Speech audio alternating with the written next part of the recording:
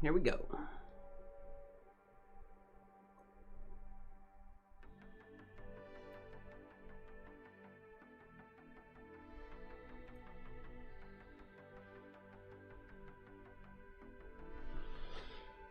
All right, so yeah, live over on YouTube. Anyone that would like to leave a lurk, that'd be a whole lot cooler if you did.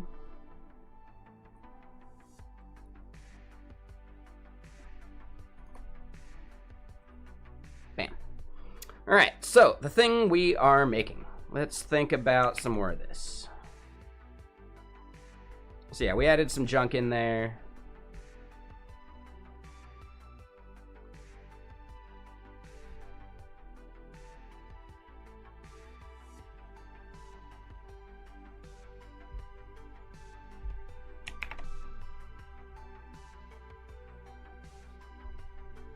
Okay, so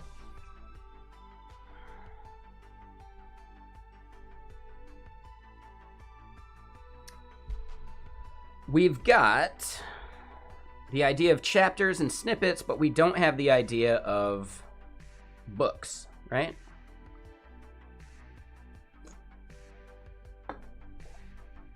So we need to go create some of those.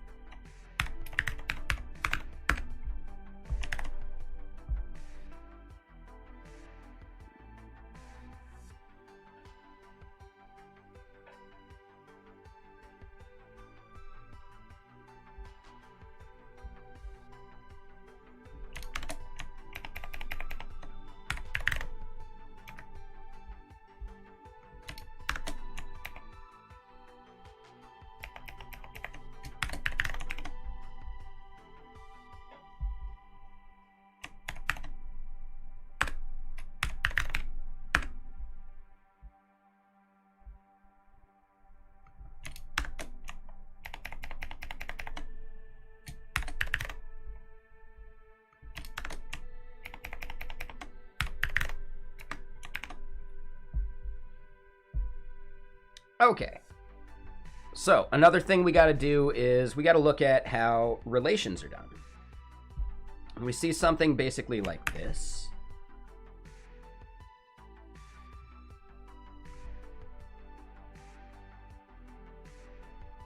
So snippets belong to chapters. Chapters belong to books.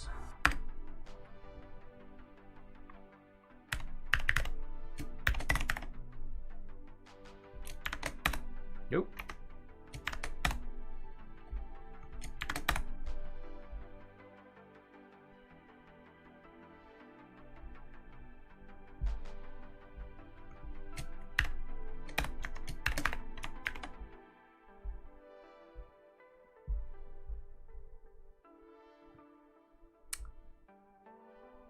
Weird that it changed it to integer?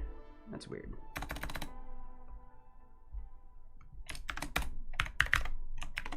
Author is going to stay the same.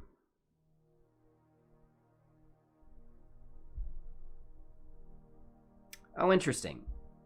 So they got integer right there, but we're using int. I don't think that matters. It's all coming from SQLite core, so we should be fine.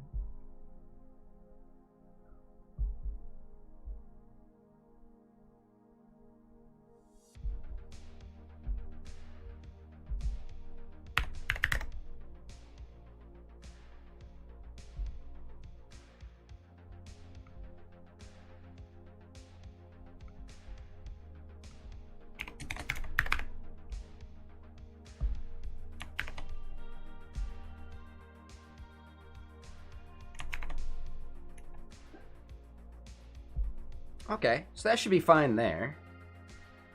And yeah, how you doing, Double F?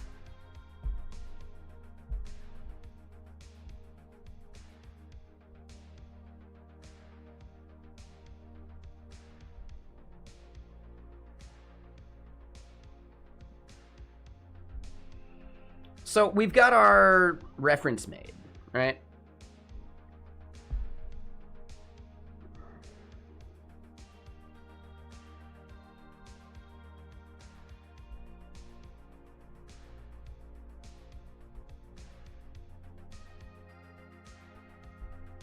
Oh, interesting. I think that's fine.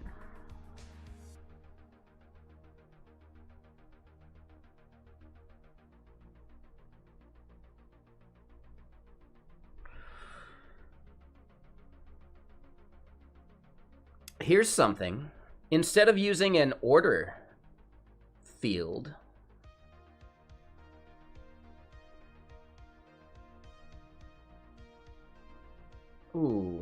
yeah, instead of using a field for order, we could actually have like a previous and next that is nullable for snippets as well as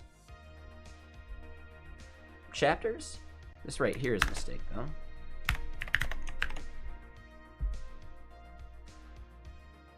That could work. Yeah, how's it going there, Alha? How you doing?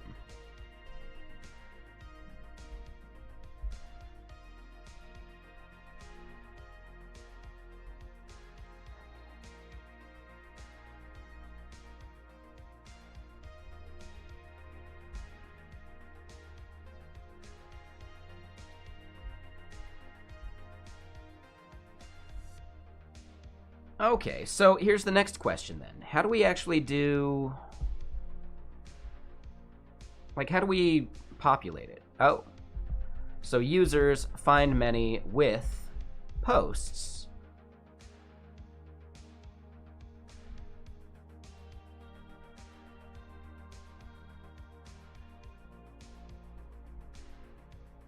Interesting.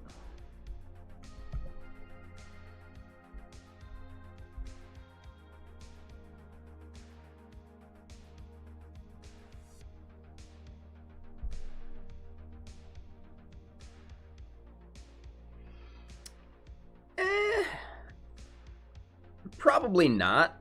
We could just use the title.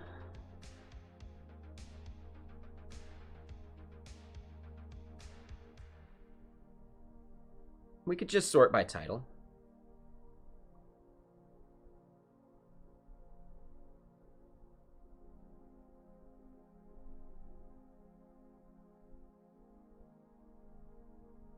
Yeah, it's probably fine.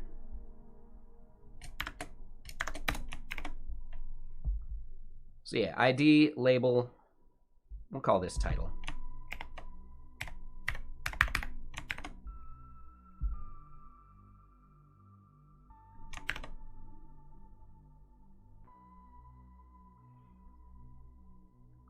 Yeah, I mean, so there's going to be like other sorting too, but yeah, like modified date would be different.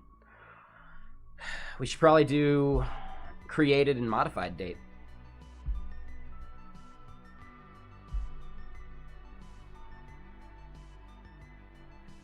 Yeah, how do we do default values for those?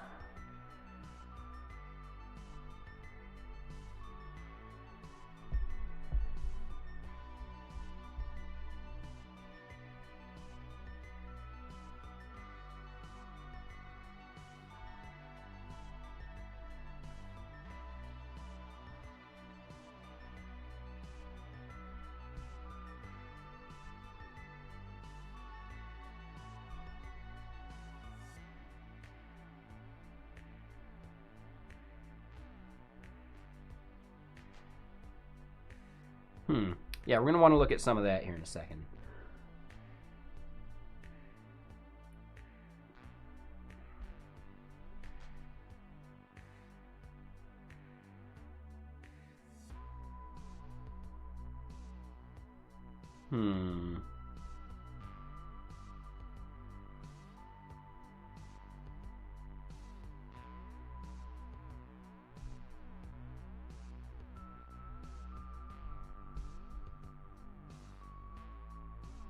I'd love to see what this actually is. Like, where is the implementation of that query?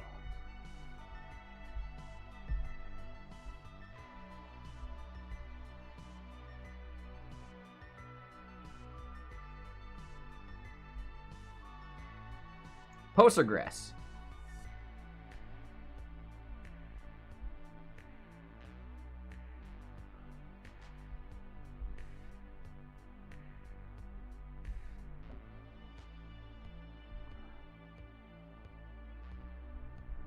I see the with posts true, but not quite.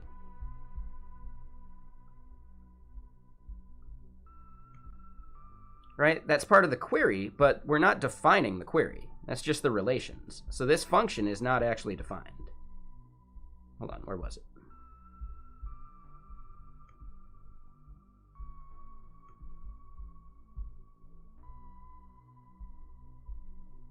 Right? This function is not actually defined. It's not there.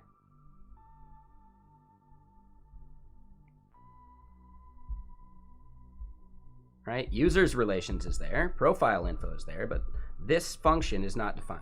So the internals of that function are what we're actually caring about.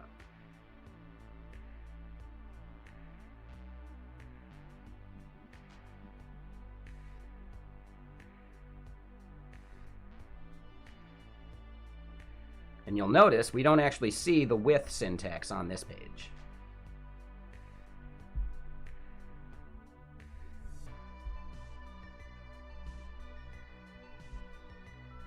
Right?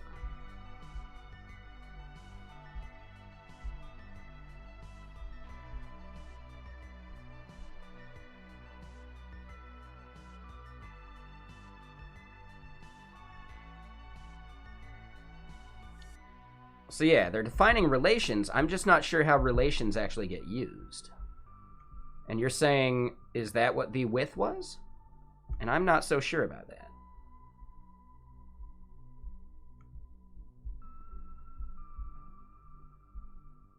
Hold on, I missed it. So we see with posts true. That doesn't actually tell us anything, really.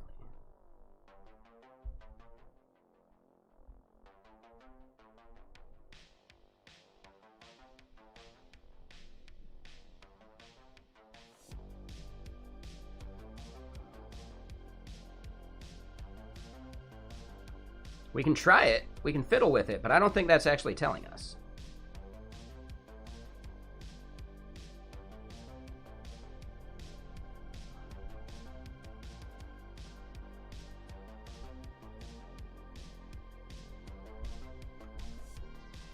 Oh, here's the schema file. I was missing that schema file.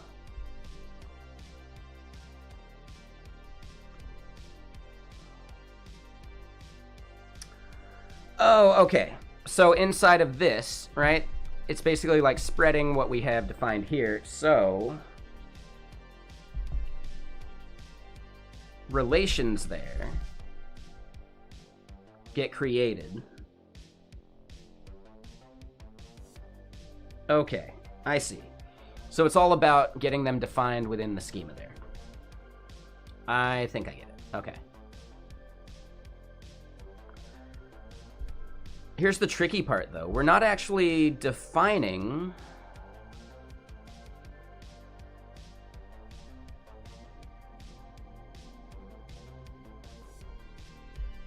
all of that as the schema yet, though.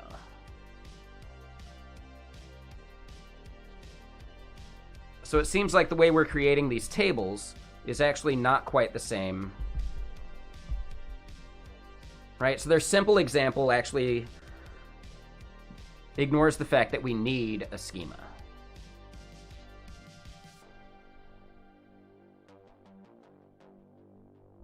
Okay, and that's where they're, hey, if you have it declared in multiple files, you would just spread them that way. Okay. That makes more sense. Yeah, I was missing like the fact that they had different files over here.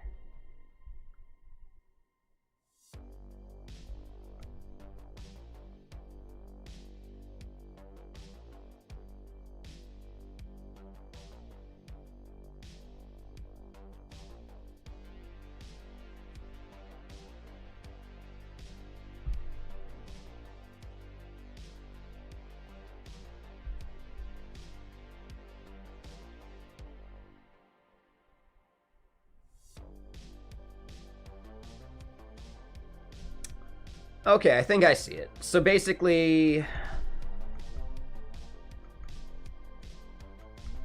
throwing all of this into the schema for the client is better than just directly calling db select whatever.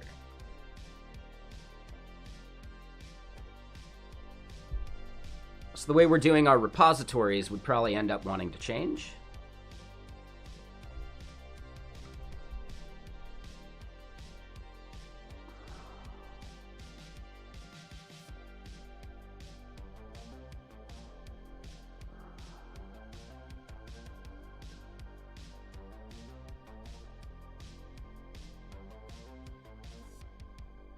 Right, rather than db insert.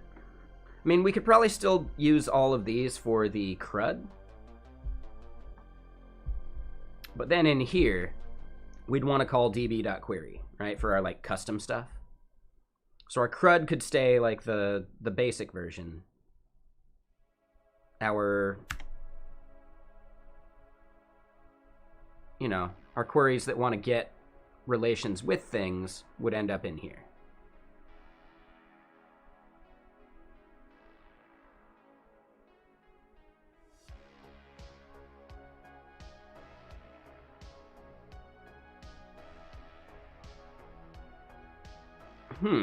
Okay. So it basically comes down to whether I want to use db.query or whether I want to call these.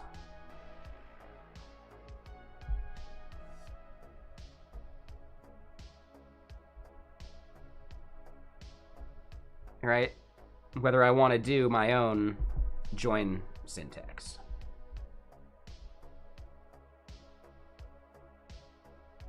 Interesting. Okay.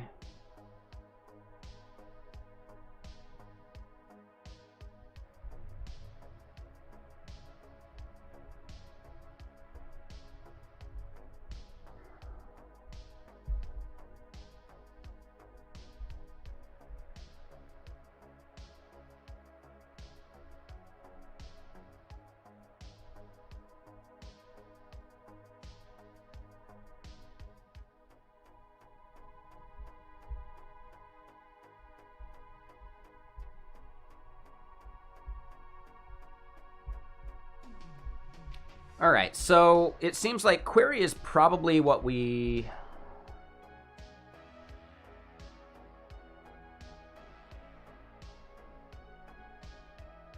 You end up doing a bit of mix and match anyway? Ah, okay. So we don't have to be strict about when we use the select, etc. Right, select versus query. I guess query would make the most sense for things that we would want to include relations on, right? Limiting, filtering, all that stuff. Yeah. Inserts and like mutations don't exist at the query level, right? So insert, update, delete wouldn't be there. So we still need to call those. Okay. I think I get it.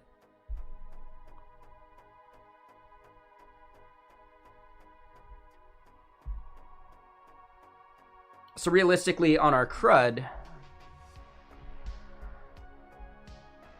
a read and a list would actually be pretty uncommon, because we'd probably rather do a query for them, right?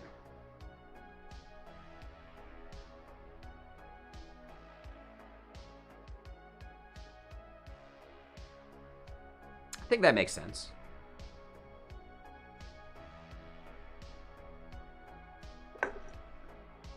I don't think there's a problem with having them there. But yeah, they should probably be rare.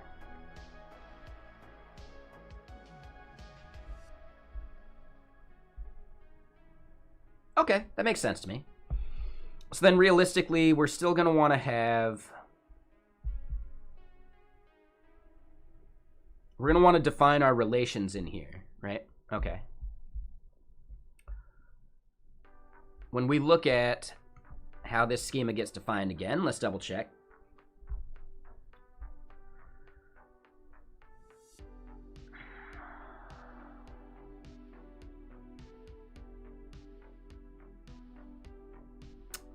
There's most likely some magic they're doing, just like, you know, whatever relation we define needs to be defined in the same way we define users here.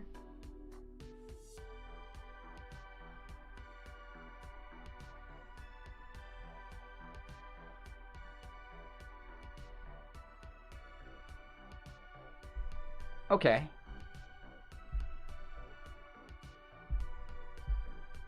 And yeah, so we're not really messing all that up. So yeah, at this point, I probably want to rename these from table to just their thing, right? We'll just call it books.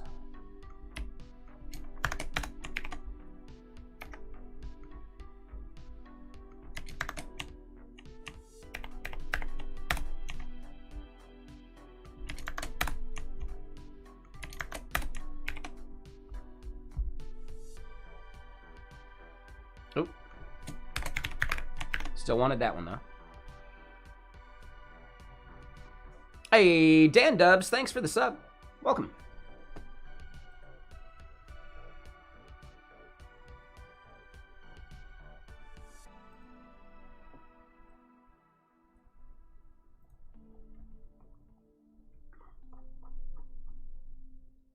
Yeah, thank you. All right, so let's keep going on this slight refactor. I think it's worthwhile.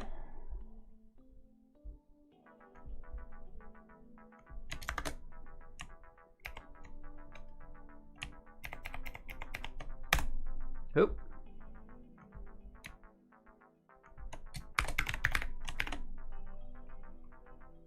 Whoa, Jens! Dude. Yeah, Happy New Year, dude.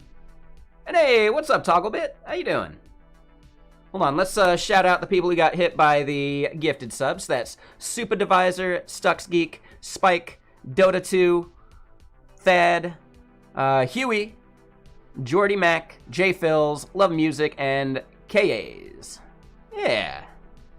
Man. Yeah, thanks, Jens. See you next year. You taking off? You gonna get some shut-eye? And hey, what's up, Togglebit? Yeah, let's do the shout-outs here.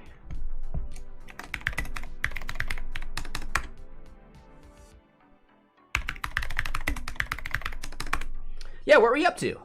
Oh.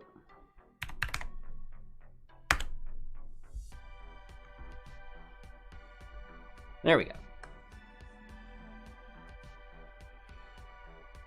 So yeah, doing some more TUI stuff. Nice. Yeah, how's that library going? Talking nonsense? Yeah, that's the fun part. I love talking nonsense. It happens a lot more when I have too many lemonades. This is just water right now.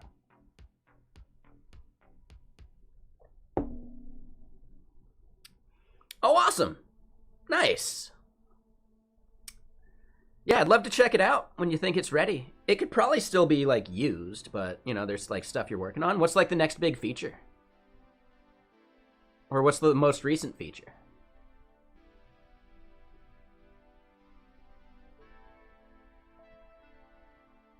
And yeah, everyone here in stream, seriously, go follow Togglebit. If you want to see some really good, like, Rust development and fun chatting, you should definitely check it out. No more big features, just bug fixing, examples, and docs. Okay, cool. Nice.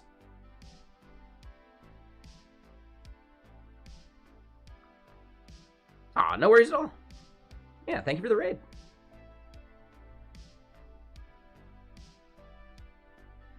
Oh, you rated Togglebit too? No worries, Rubadub. How you doing? Let's give you a quick shout out too.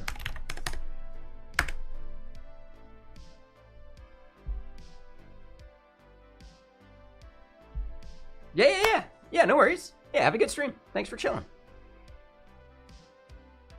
You need to get some sleep too? Yep, I get it. Yeah, Happy New Year if I don't see you again. I'll be streaming most of the day tomorrow, doing, you know, celebrations. I'm gonna have to get some sparkling cider.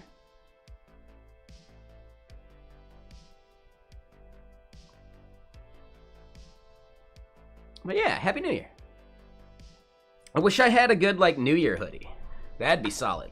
I gotta figure that one out. Like fireworks or something?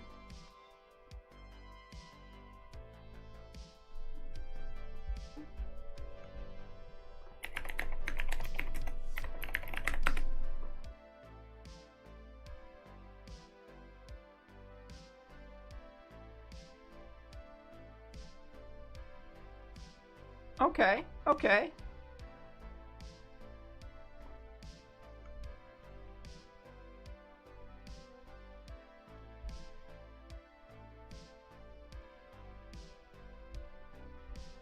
Not quite what I was looking for, but... Oh, there we go. That one's not bad. Yeah, that one's solid. Alright, yeah. Alright. Some fireworks hoodies. I'm gonna have to get me a fireworks hoodie.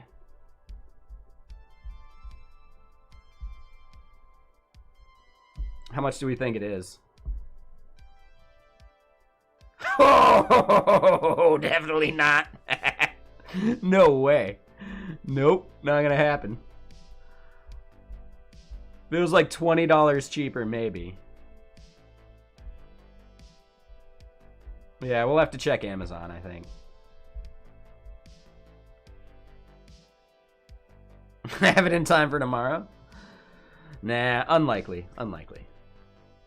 Logo and channel branding done at like 5 a.m. this morning? Nice, Corey. That's always fun.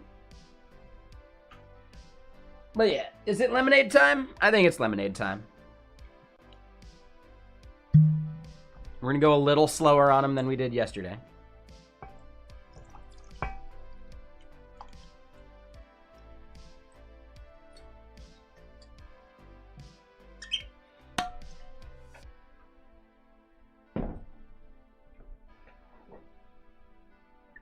Oh, I forgot I actually did some exercise yesterday too on gaming stream. We didn't game very long because of the too many lemonades thing. But man, my arms are actually like kind of sore. That's good. That means I actually did some good exercise. Oh, yeah. I'm gonna start doing way more like core and leg exercise though. But all right, so yeah, we're gonna pour a lemonade. We're gonna keep hacking on our data modeling for this app. We weren't quite done doing the data modeling. I forgot we needed books and we need relations. And yeah, so that with posts example was totally it. So thanks, KidQueb. I was just missing a part of it. And yeah, we just need to bring that schema in and we should be good.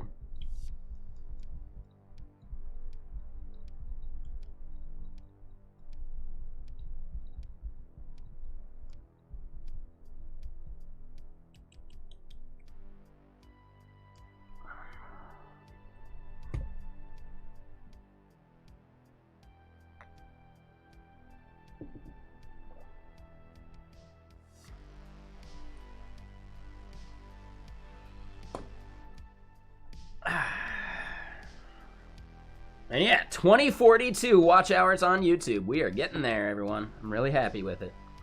Thank you all for the support.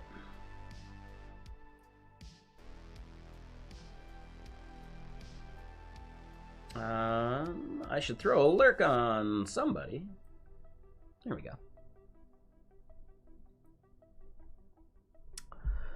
Okay, so back to our data modeling. We need to create our relations.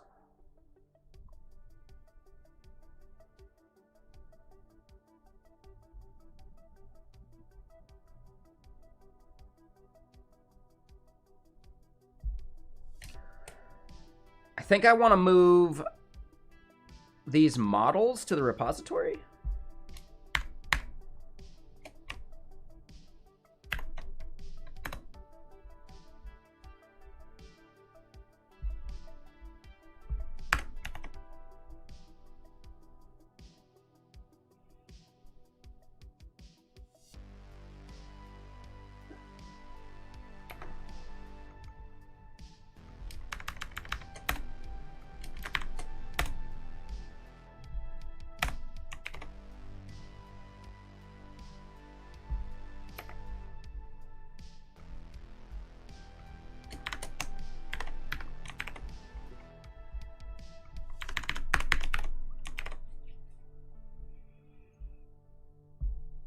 Yeah, and then our snippets relations can be imported like we're expecting. So that'll work.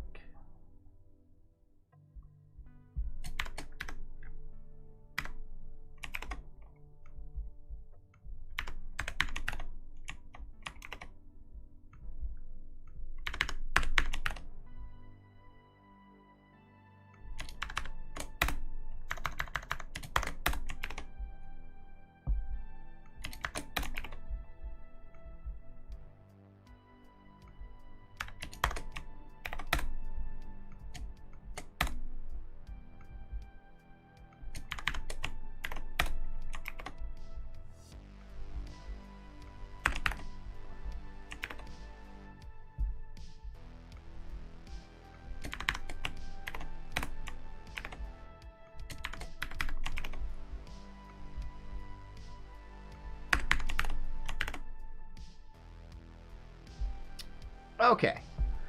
So then in here, we need to create the relations as we see it.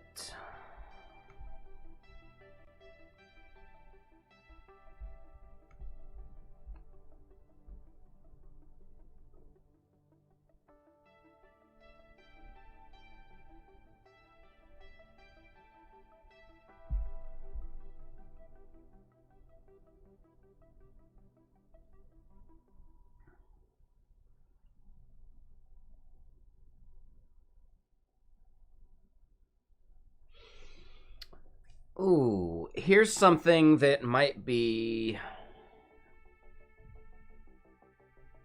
tough. We're going to end up having import cycles, and I forget how well Node does with import cycles. We'll find out. Whatever.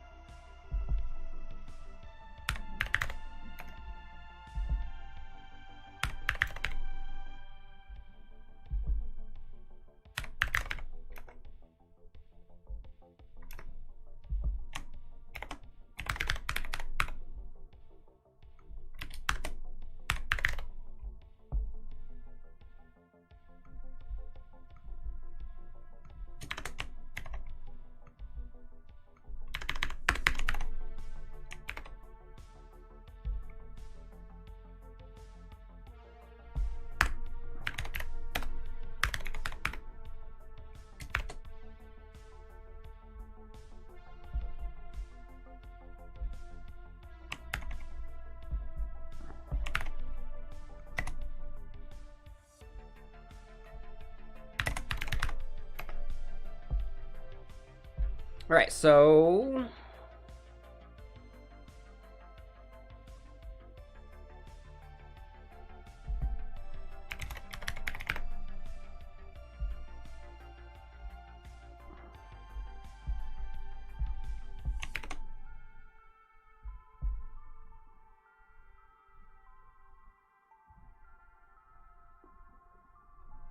that looks right to me. Oop, almost.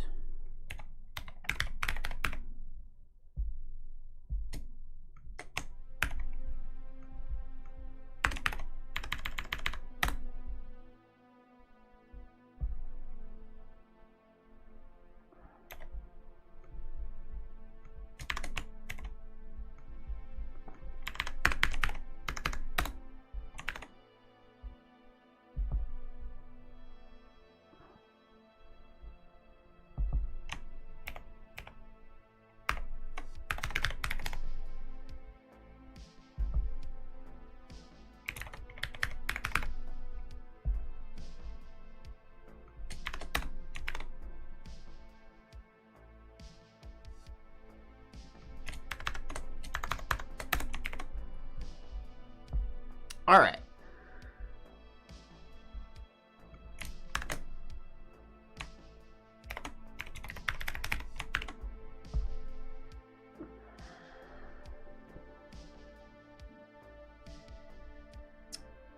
So then, from here, we save all these. And we want to bring them into here.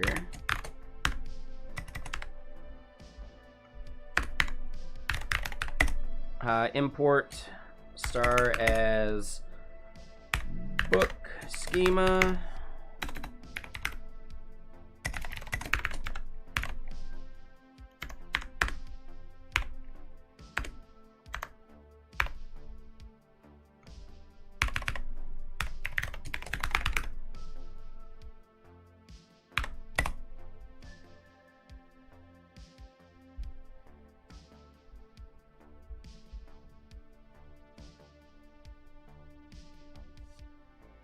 Oh.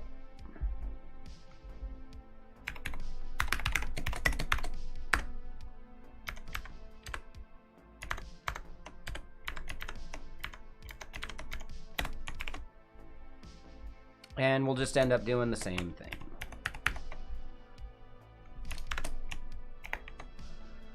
So then chapter and snippet.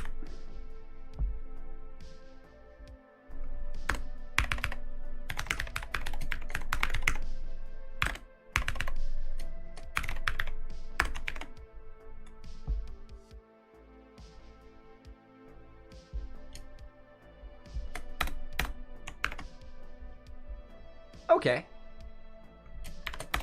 Yeah, that works.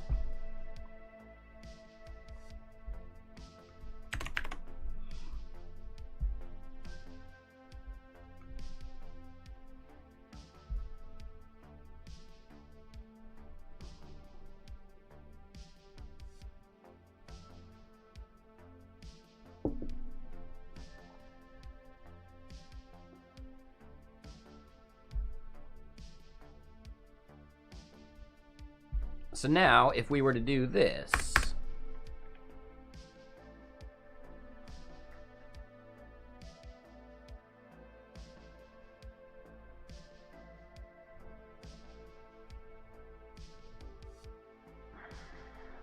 let me think about this part. Oh, was it Mr. Egregious? No, that's fine. That's a good one. I did a bunch of copy and paste, so I might have overdone that. Let me just look through all of them just to be sure. Snippets, snippets, snippets, snippets, chapters, snippets.chapter.id, chapters.id. Okay, so that one's good. Yeah, let's double check all of them just to be sure. Ah, yep. You nailed it. That was it. So, chapters, chapters, belongs to a book, book ID, books, chapters, chapters, chapters, references books.id, has many snippets. Perfect. And then let's just double check books.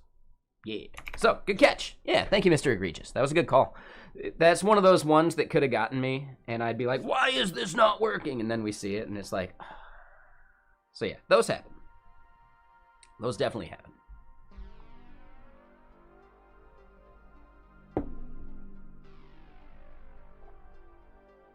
Ooh, I don't think I took a vitamin D today.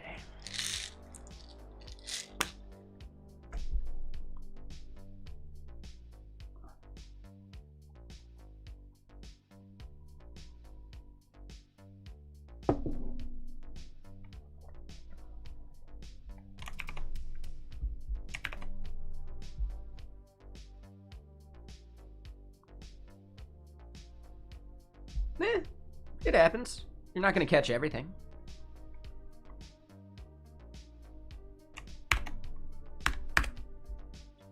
Books, queries.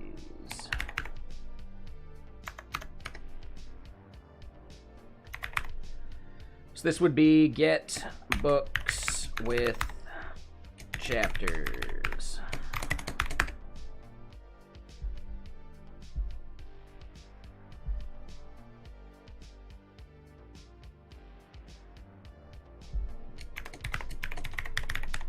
And snippets. We'll just see like the with chapters part.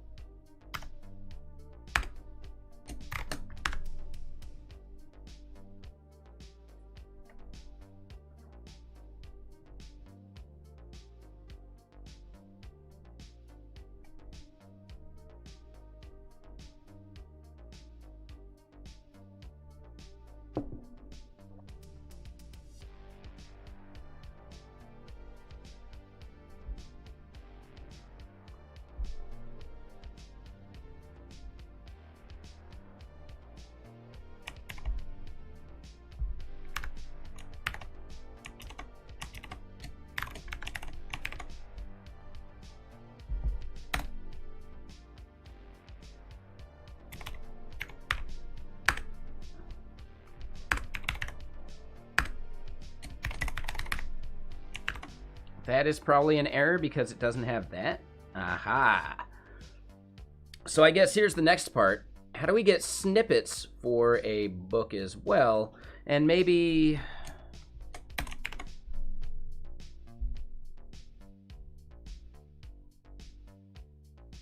yeah, how do we end up doing that?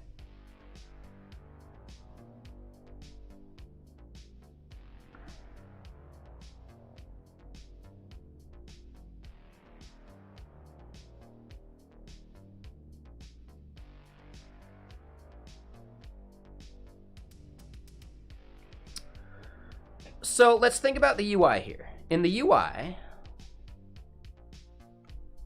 here on the left, we're going to want to have our books and the chapters within them.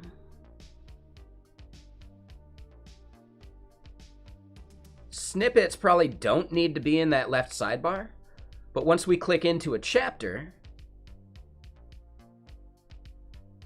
we're going to want to show all the snippets somewhere. And that could just be in its own, like, nested sidebar. Just a list on the left and then your contents on the right here.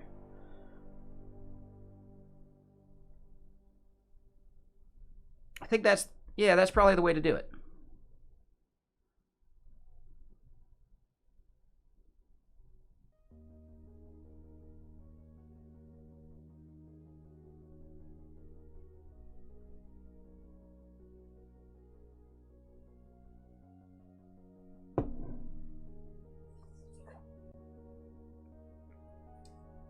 And yeah, how you doing, Bio Digital Jazz? What you up to? And yeah, how you doing, Ecstasy, Mr. Sir? Yeah, alright, I think I like it. So we're gonna need to start creating some UI elements. We're gonna have some config somewhere. I forget what config we actually wanted.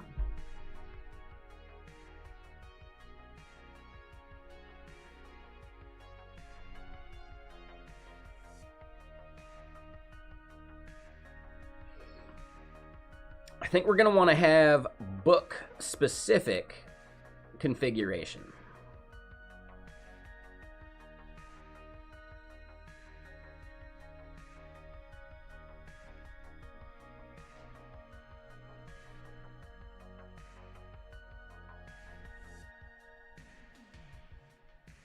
I think some of that config is extra, though, so we don't need to worry about the config at the moment. Because I can't think of any global config we're going to have yet.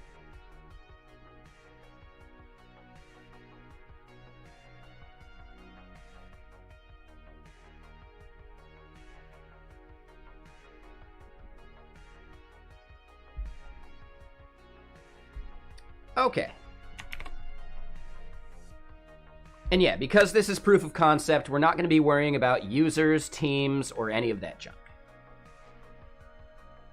I think if we wanted to turn this into an eventual product, yeah, users and teams would be a big part of it.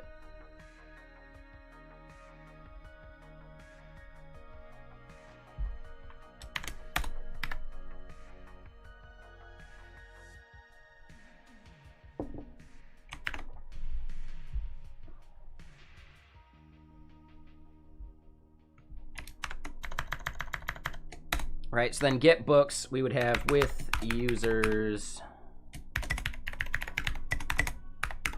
equals false.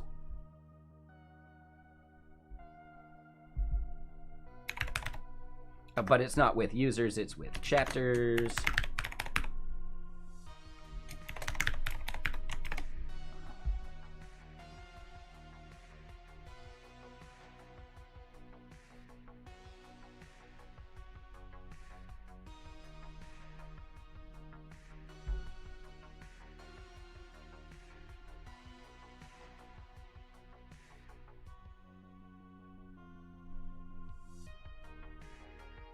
Oh, that's a little annoying.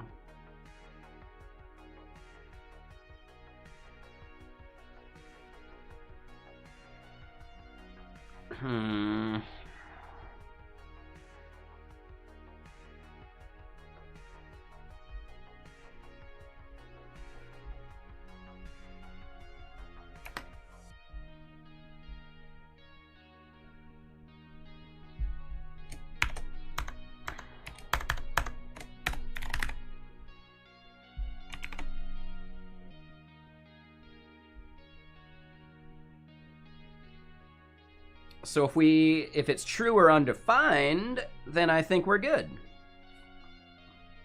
Okay. That's not bad.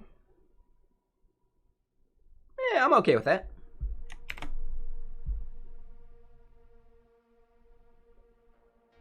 Yeah, easy enough. So then we're going to want to have a similar one for chapters.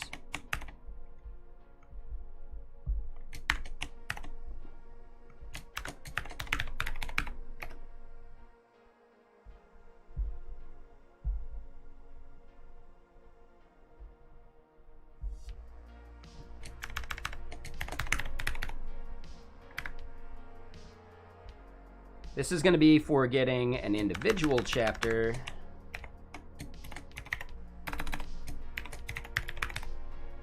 And that'll be with snippets.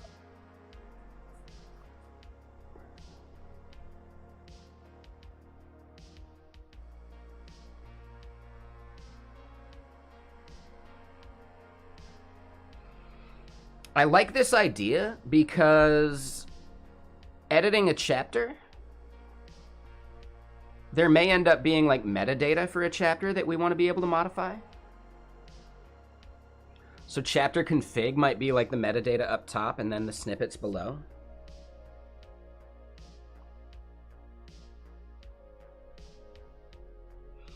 Right? Like, I don't think this is going to be that common.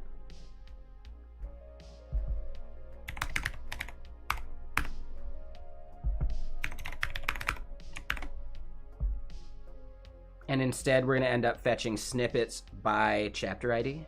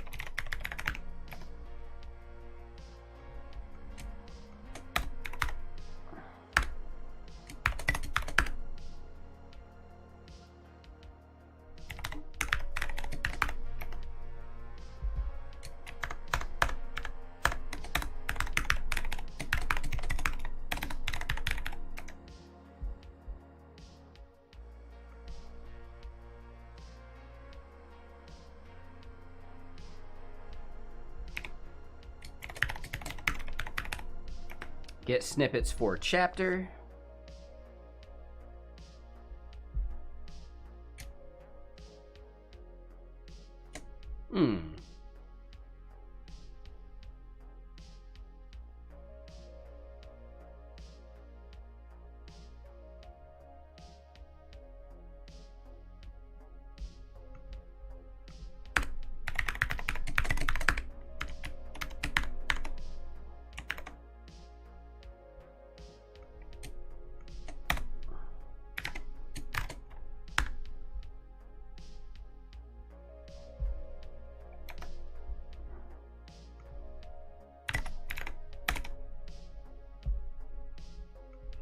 All right, so then we would do EQ. Oh, how are we doing EQ in here?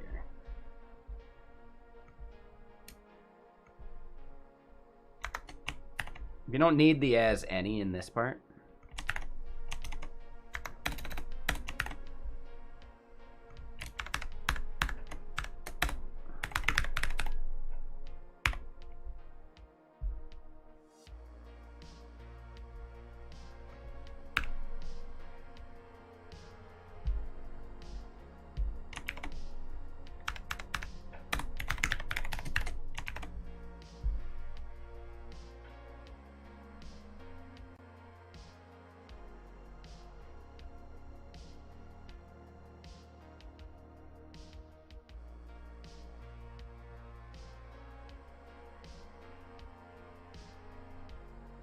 Oh, it can be a function too? Okay, for some reason I thought it could be an object.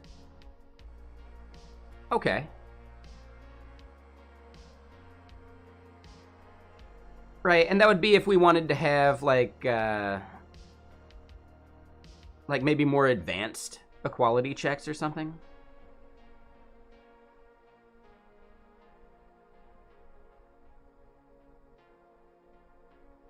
Ooh, but hold on, this wouldn't be chapters, and I shouldn't be importing chapters here. Yeah, so instead this would be snippets.chapter ID. Yeah, that was a mistake. So there we go. That's fine. It's expected. I think we're good.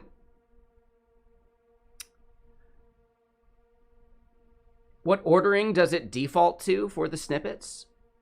I mean, that's probably where we'd want to pass like an order. Yeah, order by, and then it could be a function or something.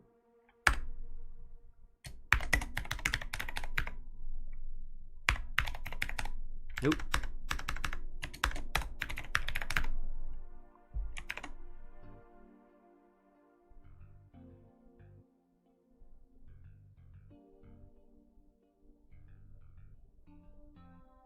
So snippets have their own like order.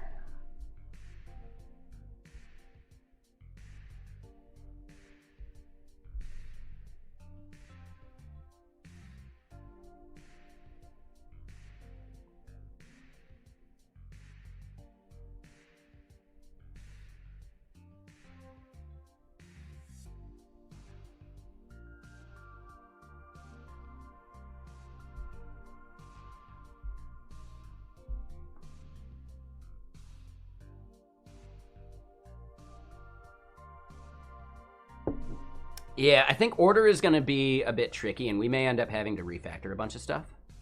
But that's not a big deal.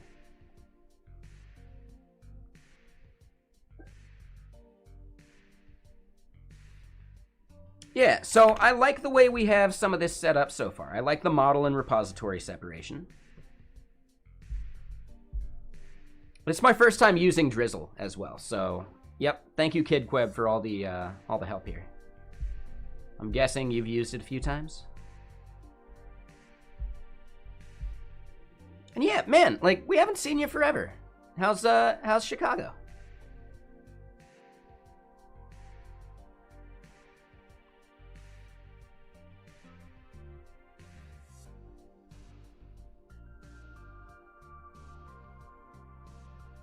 You still use Prisma when it counts, but you really want to like Drizzle? Okay. Yeah, I haven't used Prisma that much. Only time I used it was,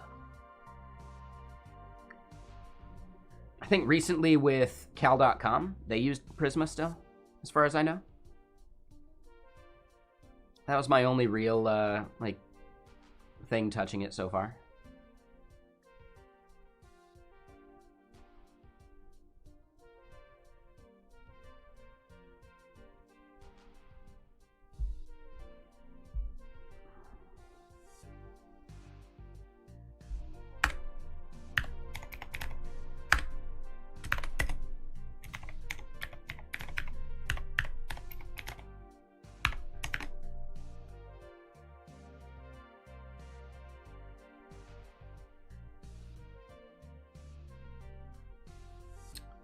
No, I think the way it'll come back to bite me is when we do drag and drop, right? Reordering things that way can get tricky. Heading back to PDX next week for work? Oh, cool, man. Nice. You ever hang out with Chris DeMars? I think he's out in Chicago.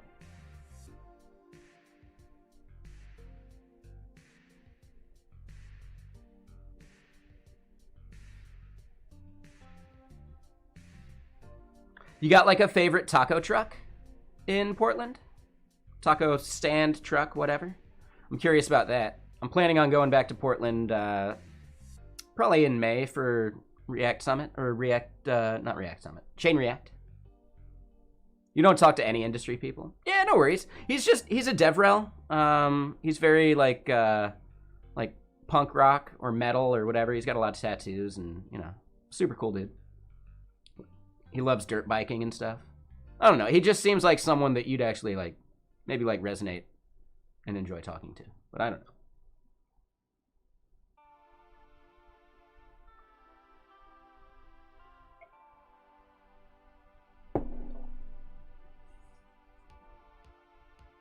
But yeah, what's up, Redux Saga? How you doing?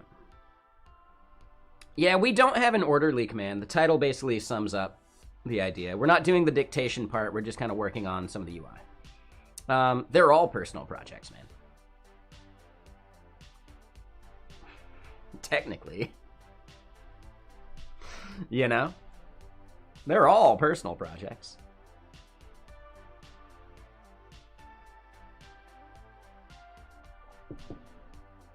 Robotaco, Por qué no, Poblano Pepper. Okay. Oh, man. This is going to be a tough one. Let me double check my Twitter.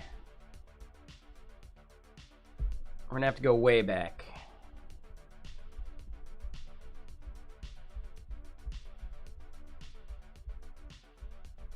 I definitely don't want any spin on tacos. I want as traditional as I can get for a carne asada. So yeah, we're gonna go back. There was a taco truck I really liked. It was walking distance from the Bank of Expensify.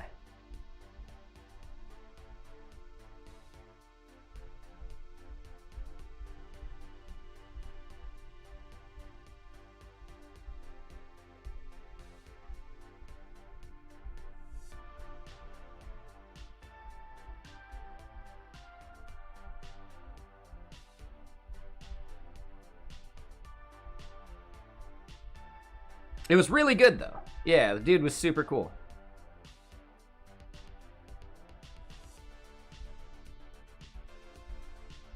Oh, gotcha. So you don't make it downtown that much. Got it. That makes more sense. All right, so that's June. Ooh, there we go. Anyone who's ever wanted to see me without a beanie. That's actually, like, some of the best my hair's ever looked.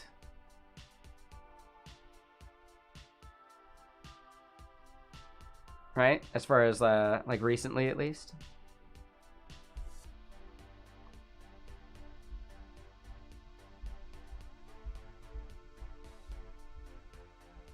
All right, here we go. It's going to be over here somewhere. There we go. Yeah, Don Jalapeno. This taco truck was amazing.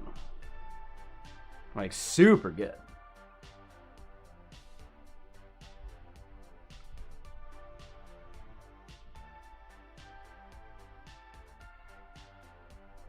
Right, like 5 or 6 tacos. I forget how much they were a piece. It's pretty reasonable, though. Yeah, I don't remember where the pricing is. Oh, yeah, they were $2 a piece.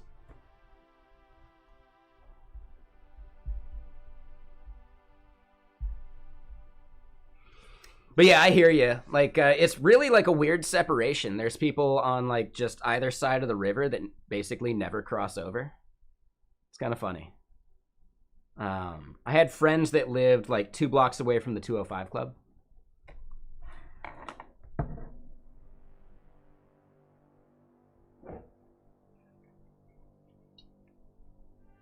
Which is, in my opinion, the best one of those places in Portland.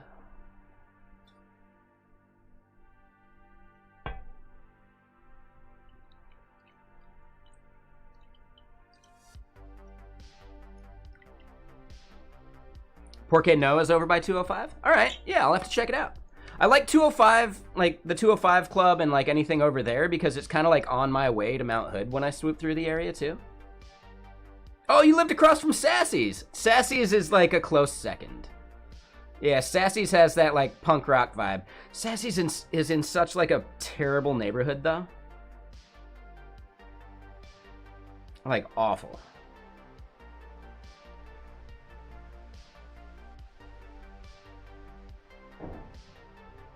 Like, I've had my car broken into.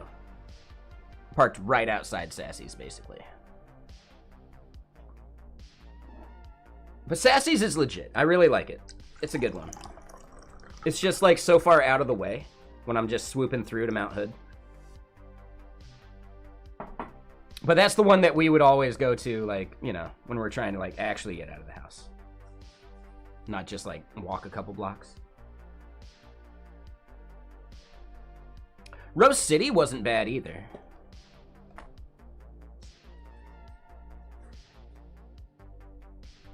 Rose City was nice because they had like dollar PBRs or something like that. I never drank them, but my friends liked them.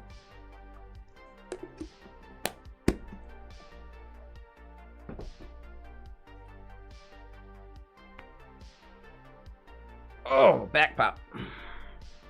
But yeah, it's going pretty good there, Renok. We are doing some data modeling. I think we've got enough of our data modeling done that now we can start doing more UI stuff.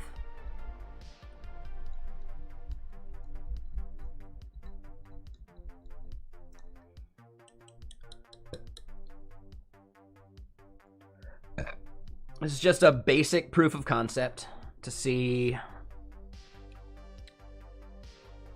what we're actually going to need for UI stuff, right? Like how the data flows, how we manage it. This is towards a tool that I've wanted for ages. We're not covering the part that I've wanted for ages yet, but it's like a step in that direction.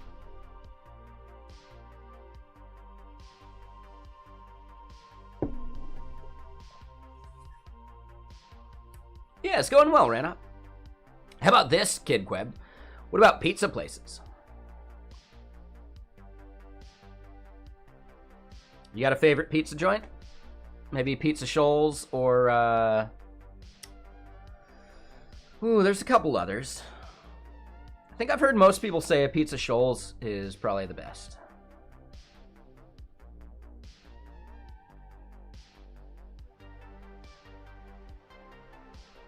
Late night, of course, there's Sizzle Pie, right? The original location is great. The downtown one is meh.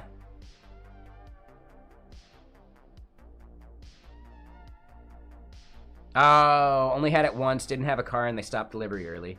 Yeah, that makes sense. I know there was another good pizza place over on that side of the area that was like in a gas station, but it was like a legit pie. Can't remember which one that was. But yeah, like they stopped delivery early. Couldn't you always just get it through like, you know, DoorDash or something though?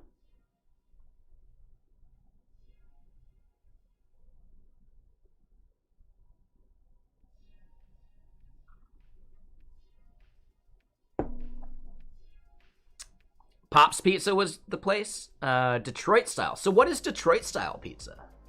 I'm curious about that.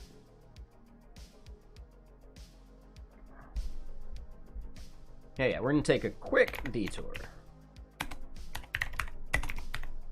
Detroit style pizza. Oh, the square pizzas. Oh, yeah. Like somewhat thicker. Does look good though. Okay, yeah, I've definitely seen this before. I don't remember eating at any place like that in Portland, though. I tend to prefer like an East Coast style slice. So yeah, that's a little too bready for me.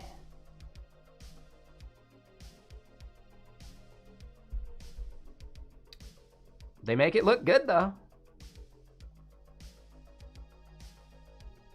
Yeah, I've never been to those.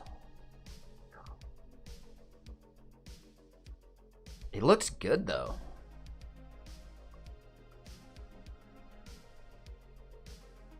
It was okay. Pizza Jerk? Ooh, I don't remember Pizza Jerk. Okay. So yeah, there's like no downtown like food places you'd recommend? Because that's probably like where I'd be heading and looking for things. Because they tend to have like the event downtown as well.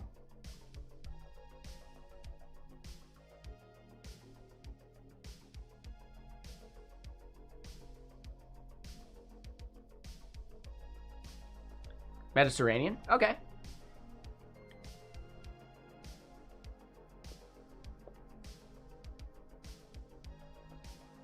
Pine State Biscuits is all right as far as breakfast stuff goes. I wasn't that impressed when I went there before. You got any good like breakfast recommendations? Most of them are places you can't go on a Sunday or a Saturday, but during the week you're fine. Just because, like, yeah, they get super crowded.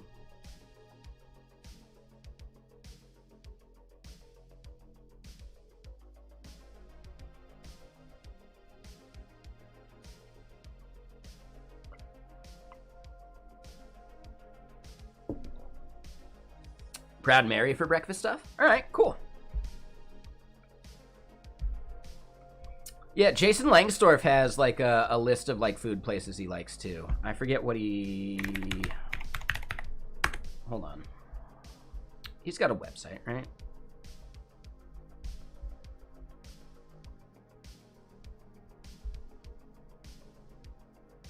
Where's his website?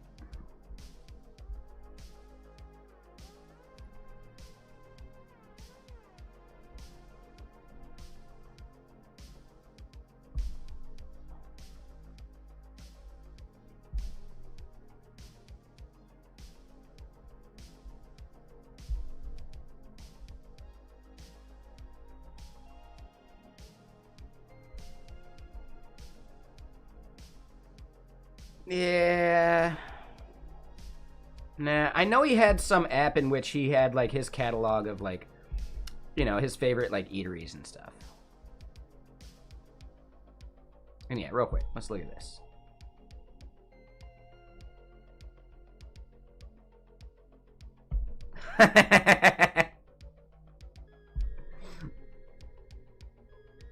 Hold on. Mediterranean Exploration Company, MEC. Amazing. Also, Shalom Y'all or Lil Shalom. All owned by the same company. All right. Yeah, I'll check that out.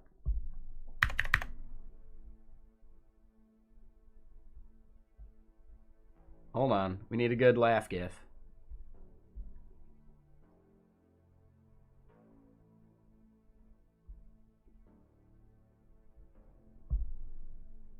There we go. We are laughing.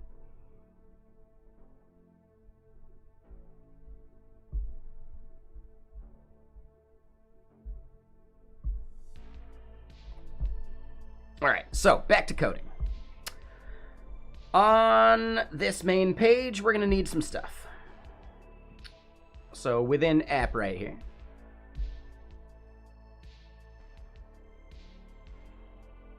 Then COVID hit. Yeah, COVID killed a bunch of meetups.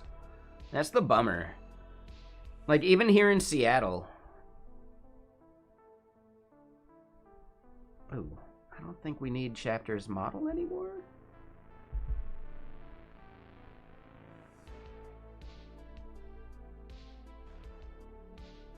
Oh, and yeah, Chapter's model comes from here.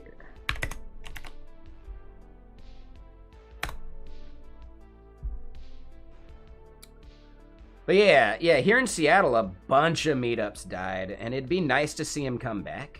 I'd love to see Beers with Engineers start back up again. The problem with that is people go to Beers with Engineers expecting free beer, at least for like the first hour or so that it's going.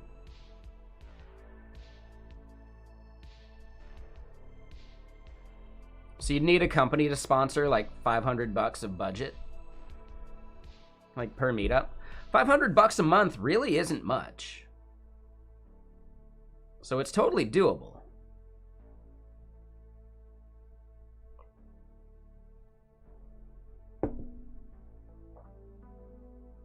Right? It's not much for a company. It's out of my budget as a person.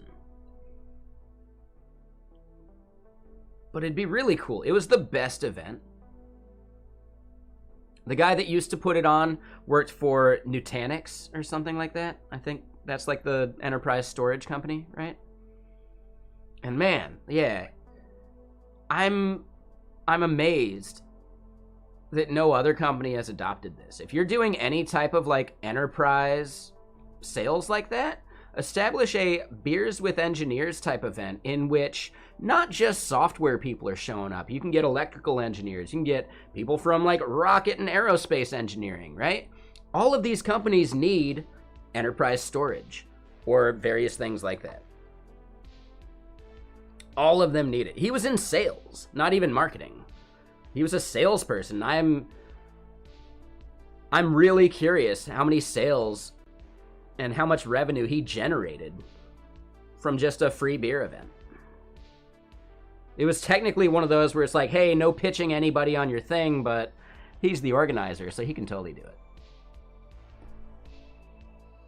But he rarely pitched people on anything. Like, dude, yeah, he was such a cool dude. He ended up leaving the area, like moving to California or something. And I'm just sad, because, man, the best event.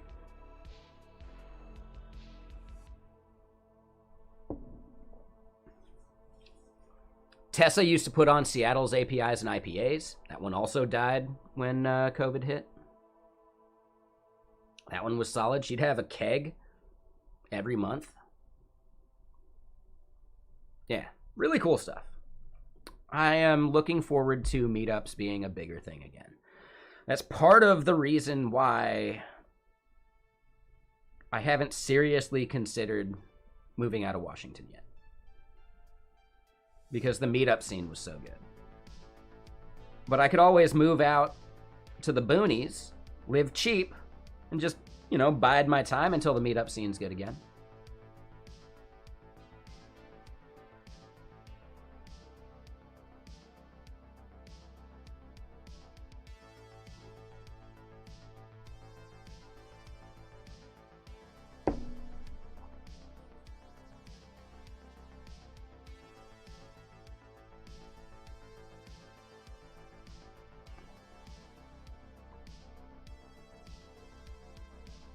Yeah, I don't know. I'll have to think about it. There's definitely something we could do. But anyway, let's keep hacking at this thing. So, we do chapters crud list, but instead we want to grab books.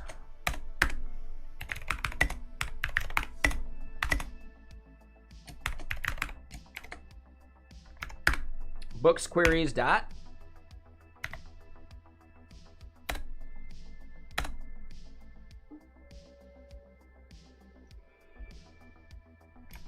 Wait, what's up?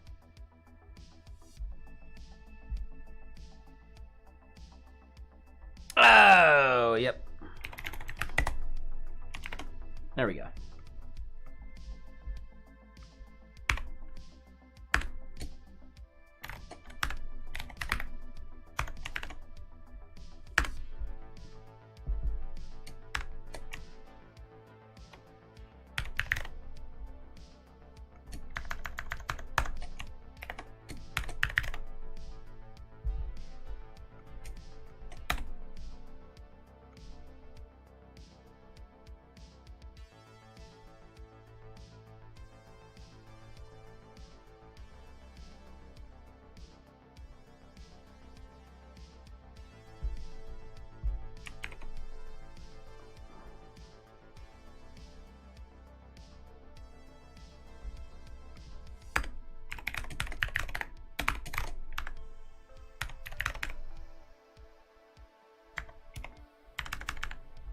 I don't like the shadowing of that variable, so we're going to call this fetched books.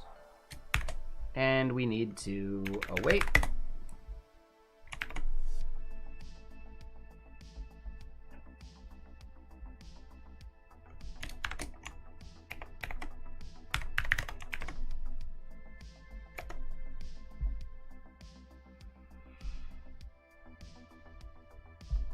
All right, so then here in the app,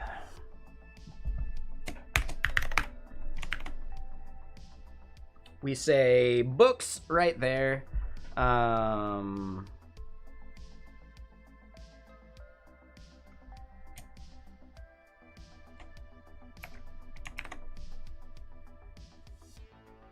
Rannoch, this database is just SQLite.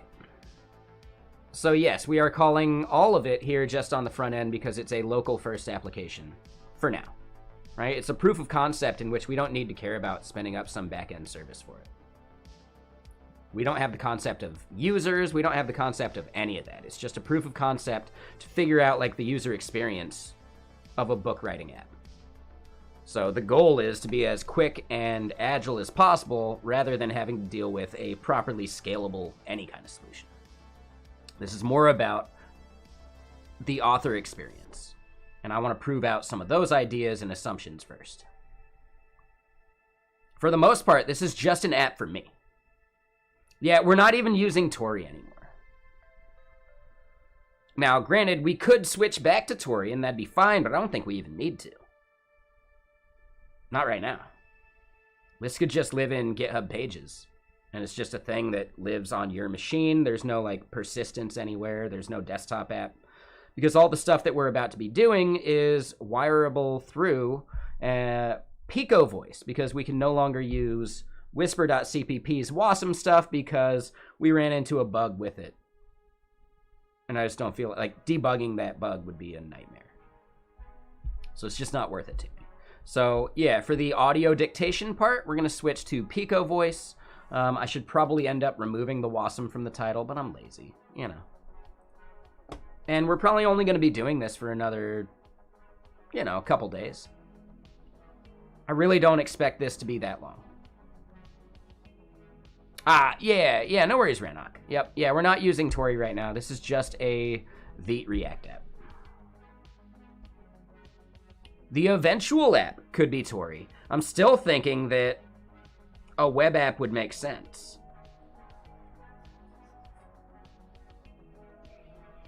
How many, like, author web apps for writing books are even out there? I don't know. I haven't done any research into the space. So I'd have to consider that a bit. But real quick, hold on. I missed some follows. So, Cynome and Voltagon, those sound like Pokemon names. Right? Cynome and Voltagon. Right? I choose you. Right? I bet you do, yeah. It's a good name. It's solid. The fact that your name and someone else's were both, like, Pokemon names somehow? Nailed it. All right. Good job. Right? For that tag team Pokemon game coming up, right? Where you got two of them out there? I guess... Hold on. Is that how the latest one did? I'm thinking of Psyduck and Voltorb? No. I'm saying these are brand new ones because they're morally bankrupt or creatively bankrupt and they're just, you know, reusing a bunch of words because they're lazy. Right? Pokemon 10 is definitely going to have a whole bunch of new Pokemon that are just lazy reimaginings of original names, right? Pokemon X, because they're that lazy, right?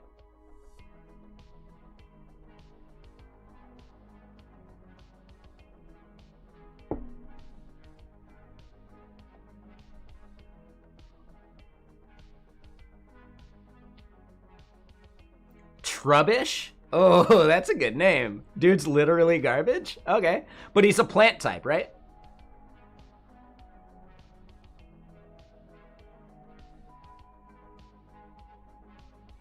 Oh, poison type? Yeah, that makes more sense. And that is extremely lazy. Right? Hey, we want to name this Pokemon Rubbish. Ooh, yeah. No, that's not very Pokemon-y. Add a T to the beginning. Nailed it. It's cleaner.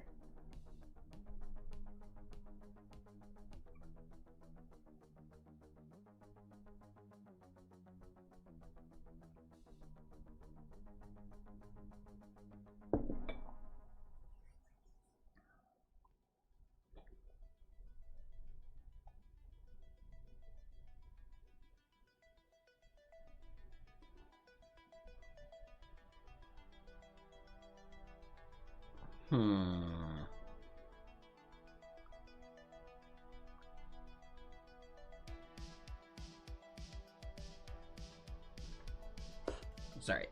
That fingernail was getting way too long.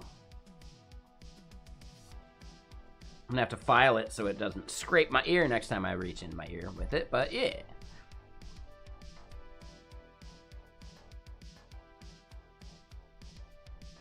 Ooh, there you go. That could be good. Yeah, Trubbish. Medical waste or leftover bagels. Yeah. They're the same thing. Sorry. Hold on, wait. Kid Queb, did you see my tweet from when I went to New York? I feel like you'd get a kick out of it.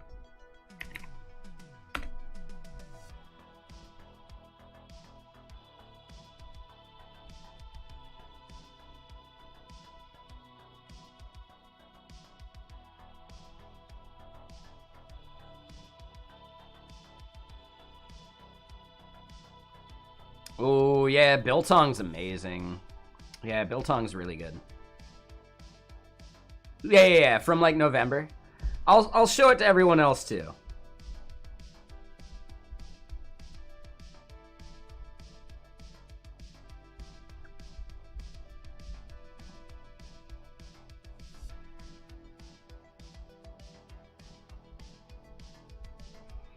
I always tweet more than I expect.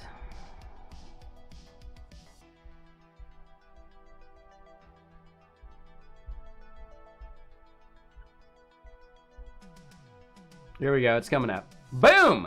Finally had one of those New York bagels people are always talking about. Not bad.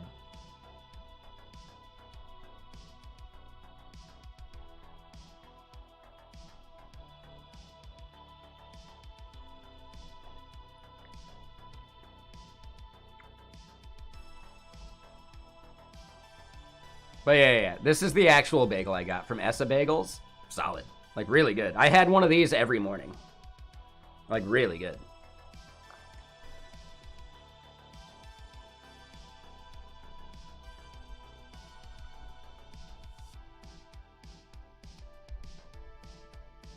All right, so let's do another one of these.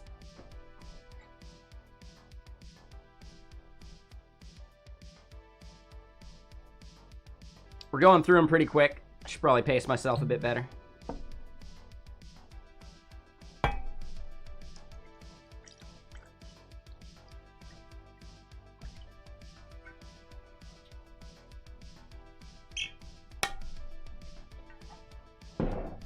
What's like a Chicago version of that?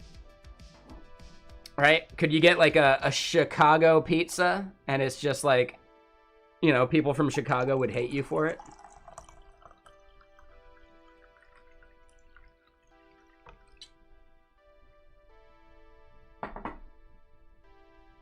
Ooh, hold on, I know.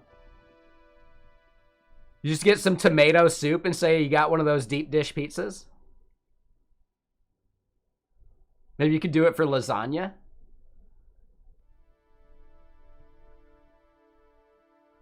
Ooh, get some lasagna and then claim like had one of those deep dish pizzas people are always talking about.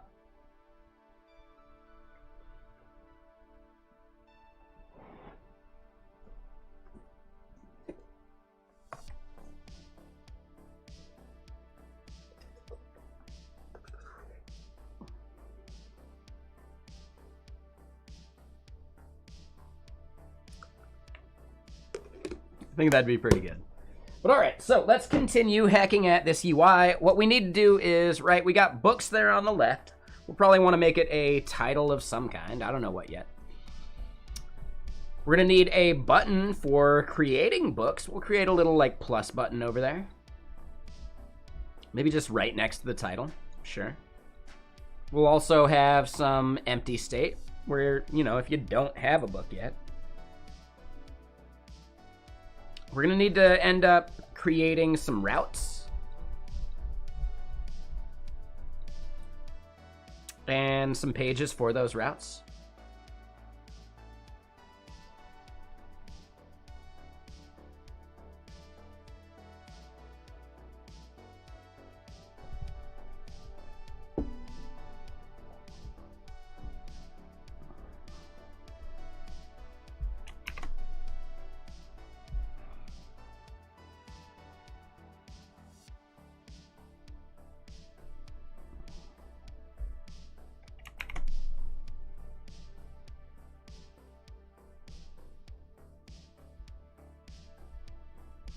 Within the main section here, that's going to be, what is it, like outlet?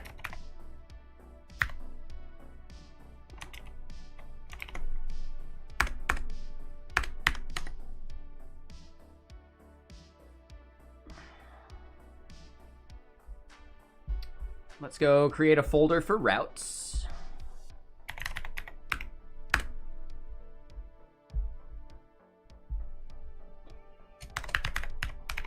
We're going to have home.tsx.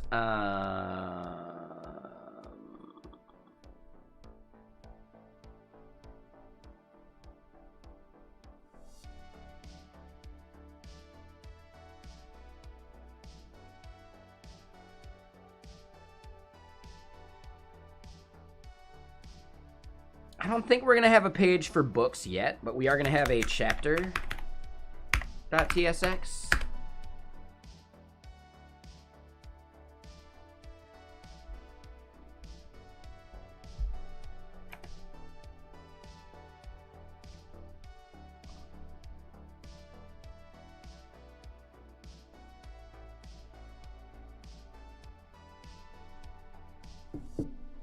And I think that's basically it.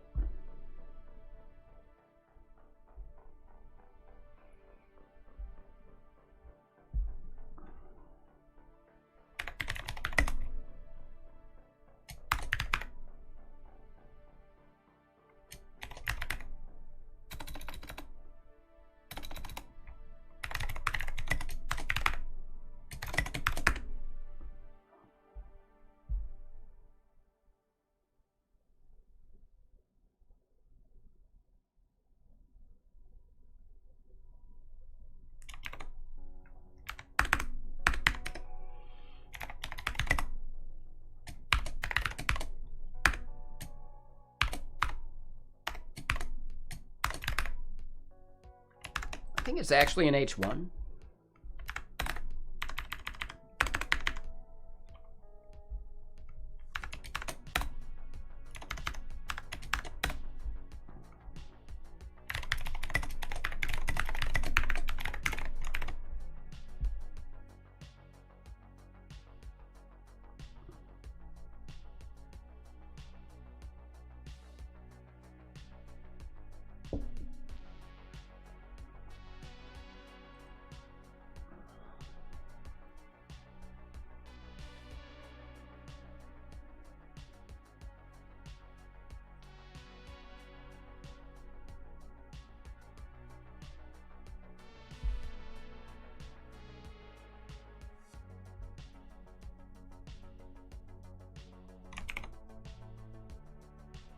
Yeah, so we'll leave home right there.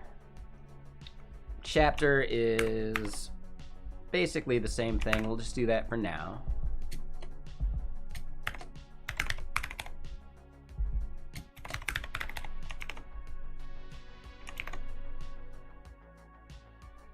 In the router,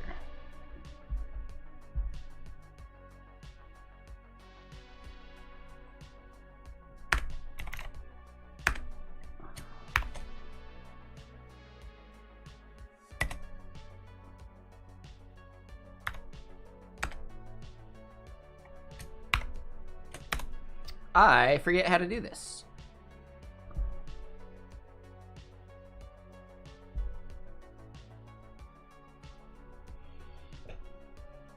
You're in just USR. You're a universal system resource at this point. Looking forward to the day that you, you know, you make it into a different one.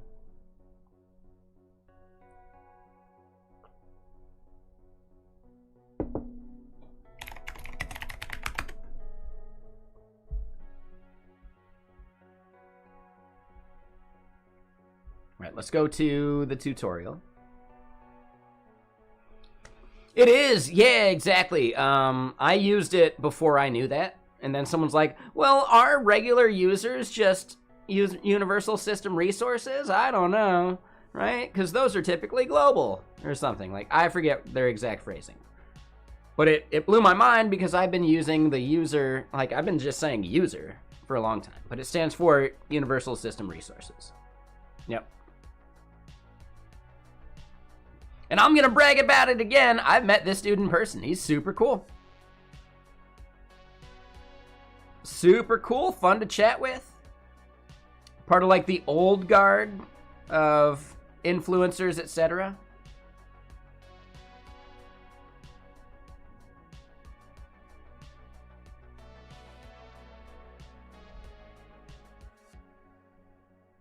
Ken Wheeler is technically part of the old guard as well. Right? He was like an influencer before, you know, before I even started streaming. Calling myself an influencer feels gross, but, you know. Are you eating pizza for dinner? Nice. Nice. Oh, yeah.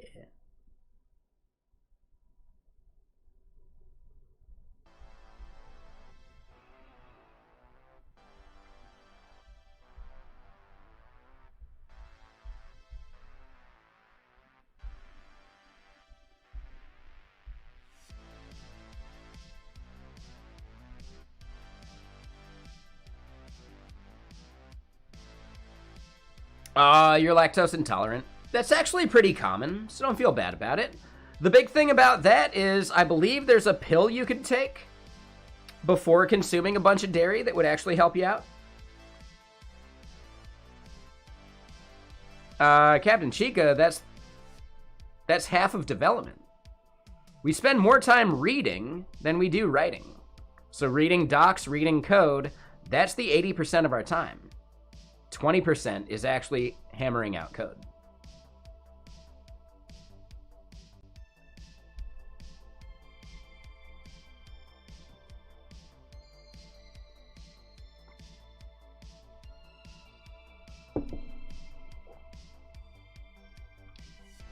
Oh, they don't really work now? Oh, that's a bummer.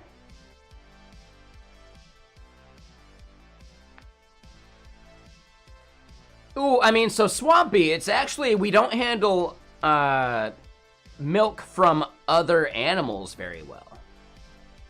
As an adult, I'm pretty sure we could actually still consume human milk just fine.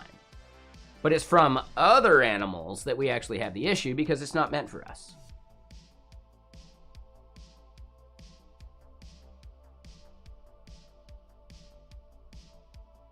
Yeah, exactly, Mr. Egregious, for sure. Yeah, we spend more time reading code than writing code, and that's why it's so easy to assume that the old code base is a mess, right? Especially because reading code is harder than writing code.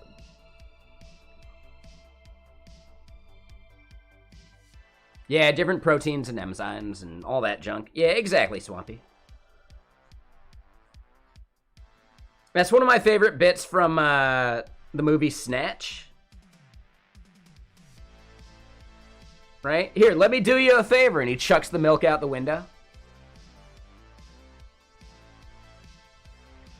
Oh, so Captain Chica, the reason that is I'm one of the only people that shows you the entire process. I don't work on any of my side projects off stream. I don't do it. Right? I feel like doing that is one of those, like, draw the rest of the owl type, like, things, you know? There you go, Surf Cat. Boom, roasted. But yeah, Captain Chica. Like, I literally don't touch any of these projects off stream. Working on these things without y'all being able to see the entire process would be disingenuous, in my opinion. Right? Maybe it makes for better entertainment and content value. I don't care. It makes people think that real developers don't actually look at docs or read or take breaks, you know? Nah, man. I want to show the entire process, right? I want to show how the sausage is made. That's been my goal from the start. Yeah, the whole thing happens live in front of you. I don't work on the hard parts off stream because I don't want to have people see me struggle. I think having people see me struggle makes it easier for them to struggle, right? And recognize that it's not a problem. Everyone does that. So streams that don't show the struggle, that don't show the whole process, I think they're actually lying to you in a way. I don't like that. My entire goal, the entire like reason for this stream is to show from start to finish the making of a product. And it always has been. So yes, I don't work on any of my other projects off stream. Vexilla, Stream Parrot, none of that stuff has ever had any work done off stream.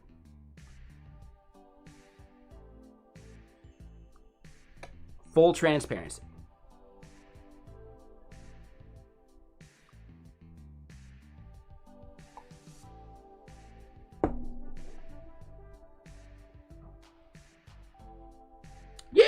right?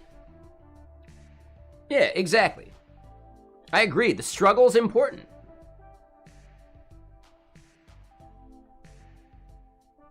Right? And when you get that win, wouldn't you rather experience that win with other people? It's so much better when you get a win and then other people can share in that feeling. Like, it's even better. Like, yeah. I don't know. Just one of those things. Recognize that there are a lot of streamers that do a lot of work off stream. They're doing it for their own reasons, and it's fine. But you don't see them struggle, which makes you think they never struggle. There's not a single developer in the world that doesn't struggle. Doesn't exist. Right? So by trying to paint that picture, I think some people are just flat out lying to you. And I don't want to do that.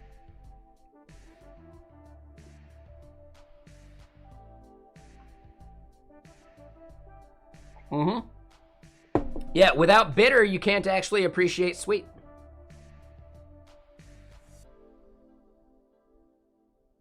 If we were happy all the time, happy wouldn't mean anything.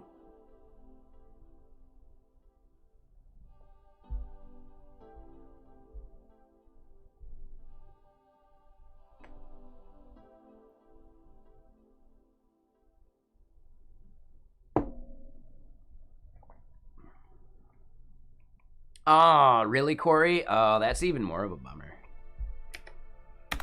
So here's the thing. Technically, you can eat whatever cheese you want. You just can't stray too far from the toilet. If you're going to be home all night, eat that cheese.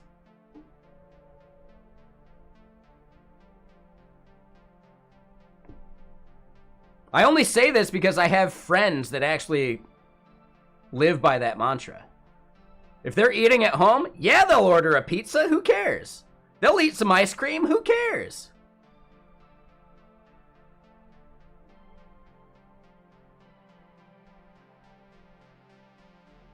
No, I get you. Yeah, that can be a bummer. I'm just having fun with it. I only say this because I have friends that are lactose intolerant. I have absolutely seen them eat, like, cheesecake and things like that. But I also know that they aren't going anywhere after that. That's fine. I get it. That makes sense.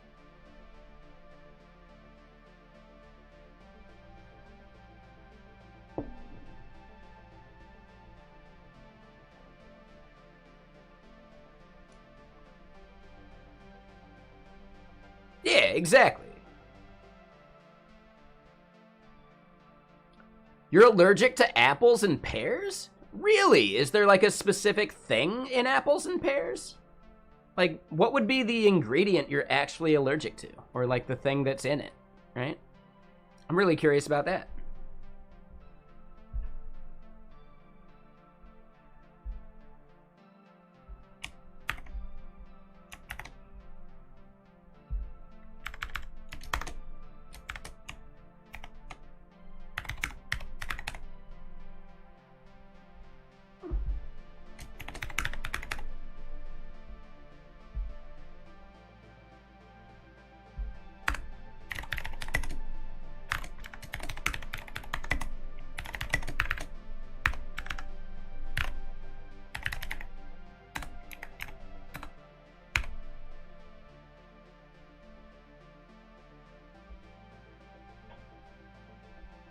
Oops.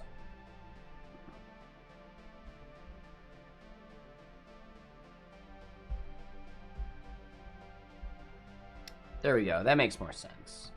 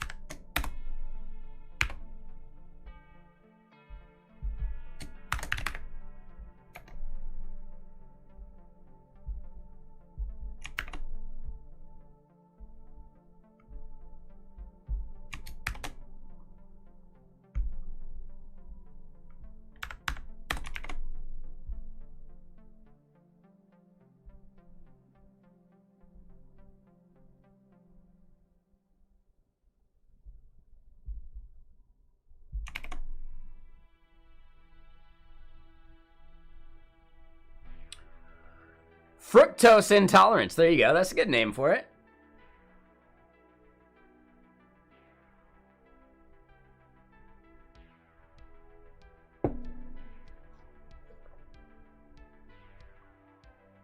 Ooh, swampy. Yeah, that's brutal. I know someone who's gotten a shellfish allergy from eating, like, they used to live on, like, one of those crab boats. They used to be, like, you know, one of the commercial fishermen, like, crabbing boats. And, like, they were, like, the chef on the boat, which is interesting. But they ate too much shellfish and then went without it because they had burnt themselves out on it. And after, like, 6 months to a year of not eating shellfish, the next time they ate it, massively allergic. Like, dude, so gnarly. I believe same thing can happen with lactose, actually. I'm curious, Corey. Is that how you developed it? Did you drink a lot of milk or something for a long time and then just stop for a while? Yeah, that would suck. Yeah, shellfish allergy would kill me. I'm gonna have some shrimp tonight.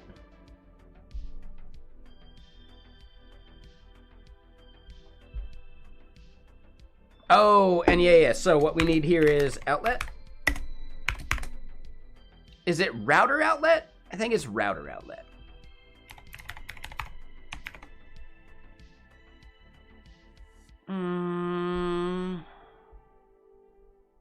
Hold up. They got it somewhere. It's outlet with a capital O. That's it. That's it.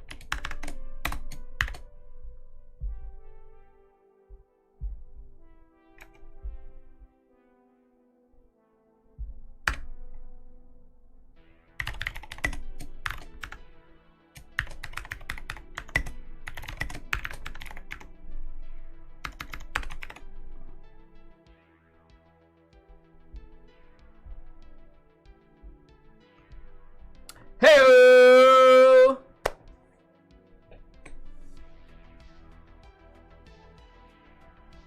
Proteins of the fruit? I didn't think there was that much protein in fruit. And yeah, no worries, Jalu. Yeah, thank you. Oh, you're probably allergic to unpasteurized milk. Right? You've probably had pasteurized milk in your life, and then like unpasteurized milk gets you, or maybe vice versa. In Zimbabwe, do you typically have pasteurized or raw milk? I know in the UK you can actually get raw milk. If it's the pasteurized stuff that gets you, maybe try the unpasteurized.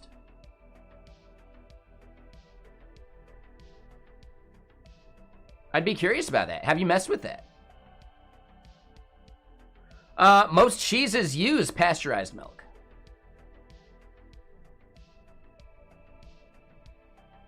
So at that point, I would say, like, try some raw milk and see if that does it for you.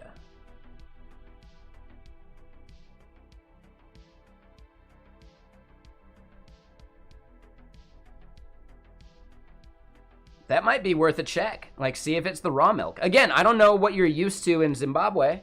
But in Zimbabwe, are they typically pasteurized or raw? And that might be your entire thing. You might be able to start drinking raw milk. And you'd be fine. I don't know. Worth a shot.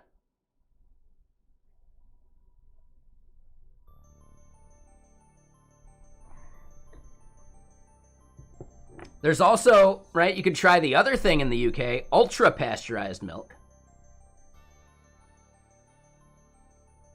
Okay, so almost entirely pasteurized back in Zimbabwe? All right.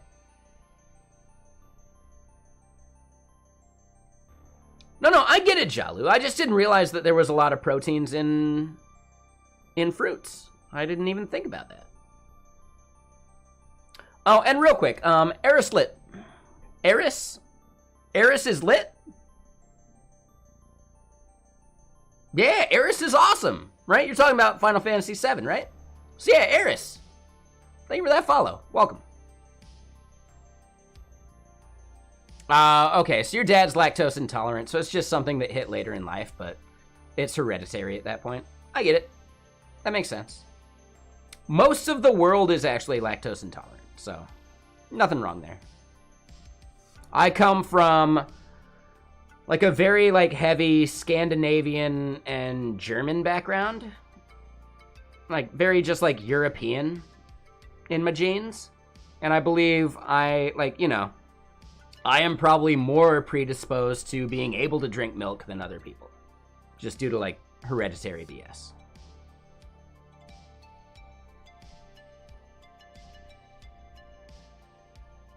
All right, Stream I Was Lurking rated someone named Keybind?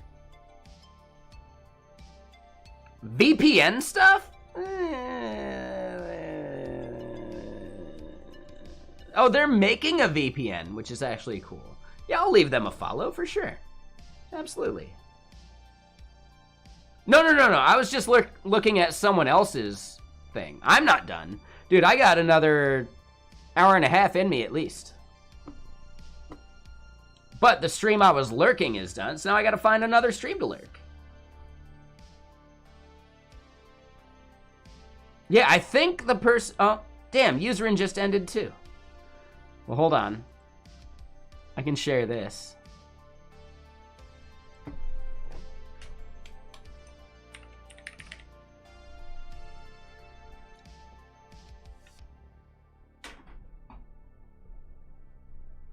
Boom, nailed it. All right, so I still need to go lurk somebody.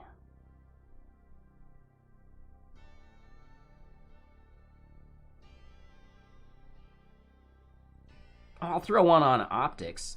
They're killing it. Oh, dude, Optics.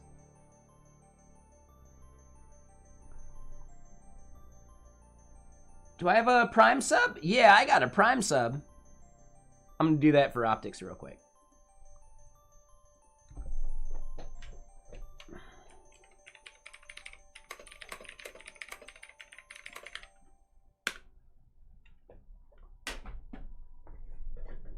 All right, so let me go use the restroom. I'll be right back. Hold on. Use 2 Raspberry Pis to make the net think you were at home while you're in Korea. Oh, that way, like, your family could still use it and, like, they wouldn't get you for, like, sharing? Because it's your account, your family should be able to use it. Like, yeah, that's awesome, Swampy. That's legit, dude. All right, let me go use the restroom. I'll be right back. I'll see you in just a sec. We've got our routing somewhat set up. And yeah, we just got to put some more work in.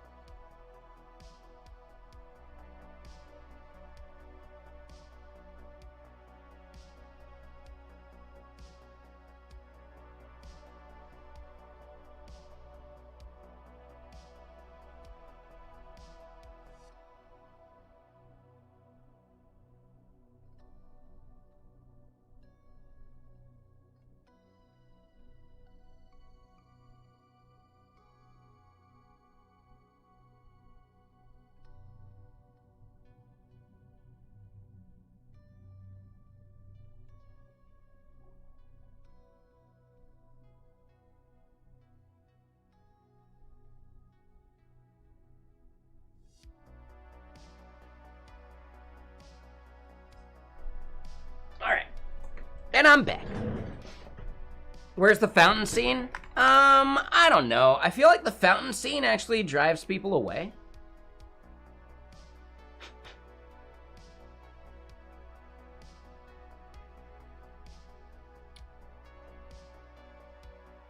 I should probably do it more, but I don't know. I've definitely noticed like massive drops whenever I show the fountain scene.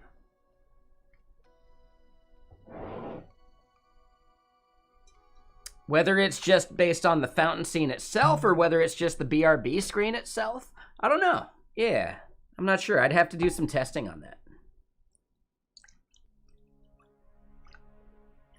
I think there are enough people uncomfortable with themselves in general that that scene makes them think about things they don't necessarily want to embrace yet.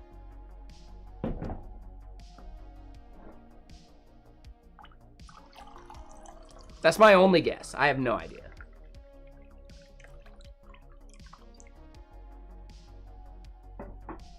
What's up, Tobbs? How you doing? Yeah, I was just lurking, Purple Elf. Yeah, exactly, Jalu, right? There are some people that are so uncomfortable with themselves that seeing something like that just doesn't sit right with them. That's fine. I get it. I can only hope that, you know, I can understand that. Yeah, exactly, Tobbs. I don't think that would help that much, Shalu, and it's more effort than it's worth.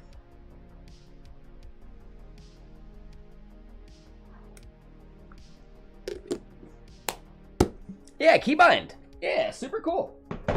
Pretty sure they've raided before, so I definitely, like, I feel bad for not having given them a follow yet, right? They totally deserve it. Pretty sure they've raided me before, so yeah, that's my bad.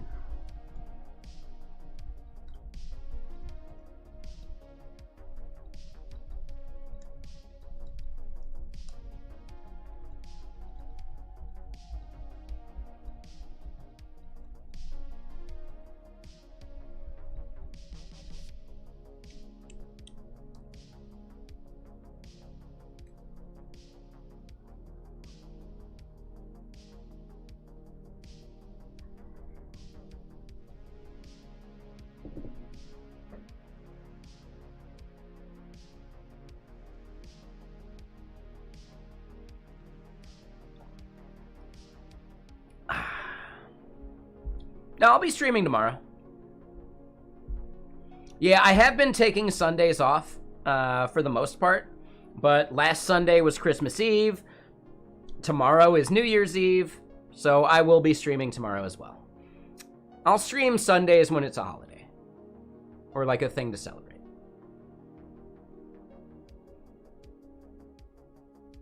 That said, I really, really need to record my next YouTube video and get to editing that. So we'll do that here soon.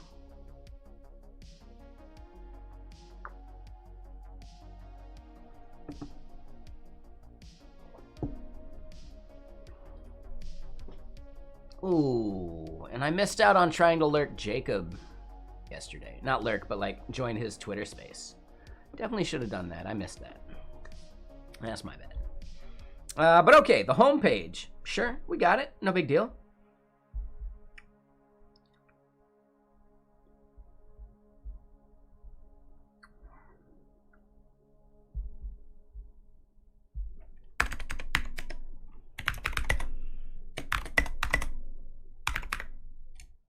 All right, so use something from React Router DOM. It's not there right now, so import something from React Router DOM, I think.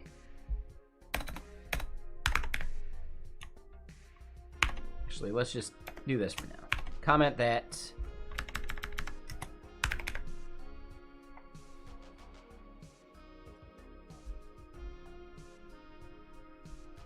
Let's use params.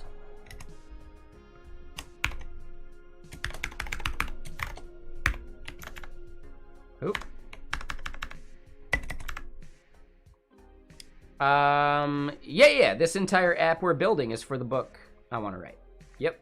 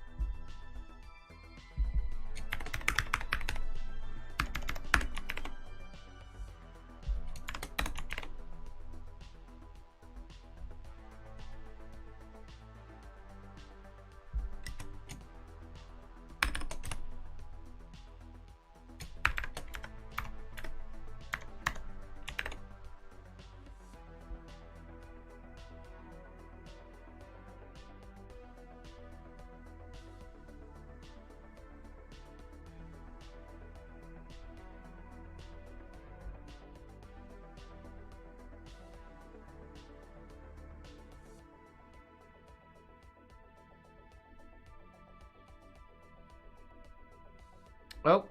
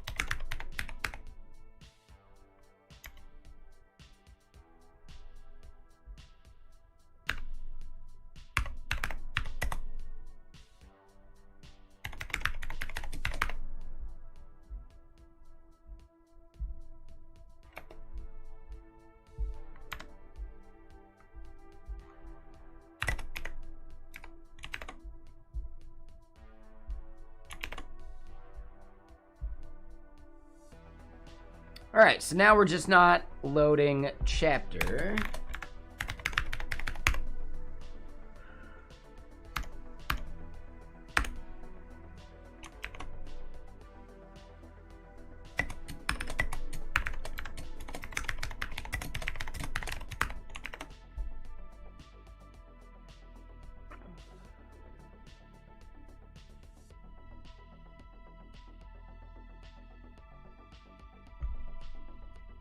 Oh, that's right. Yeah.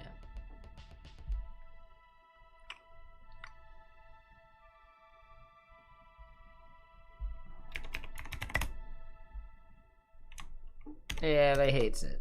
And hold on, wait. Use effect needs that.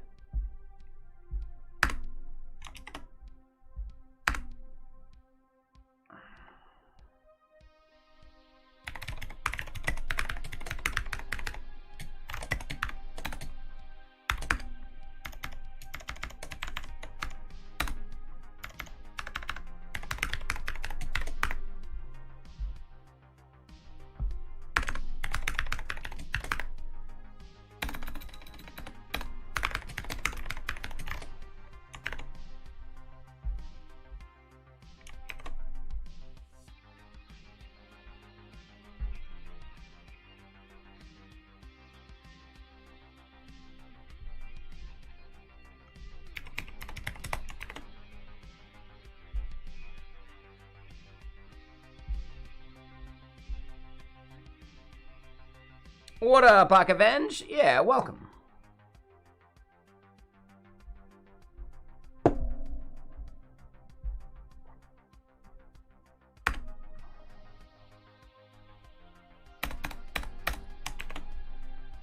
We'll leave home for now.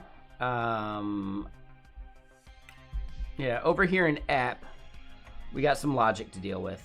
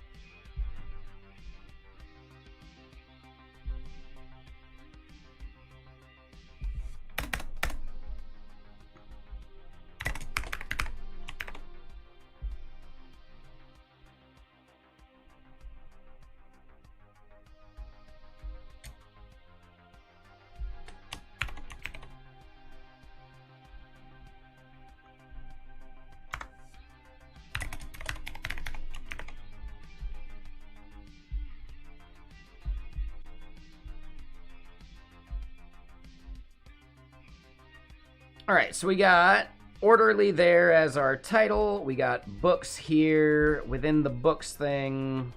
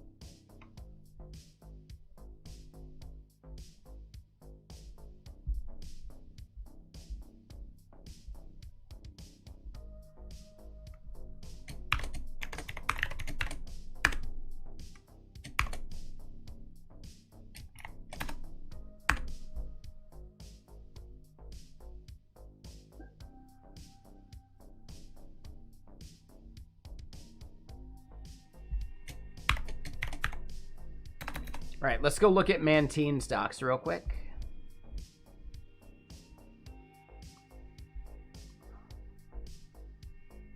We see layout, inputs. Actually, is action button in inputs? No, it is not. Buttons here, we see action icon. How do we actually define the icon? It'll be icon something. And we'll use Tabler icons react. Why not?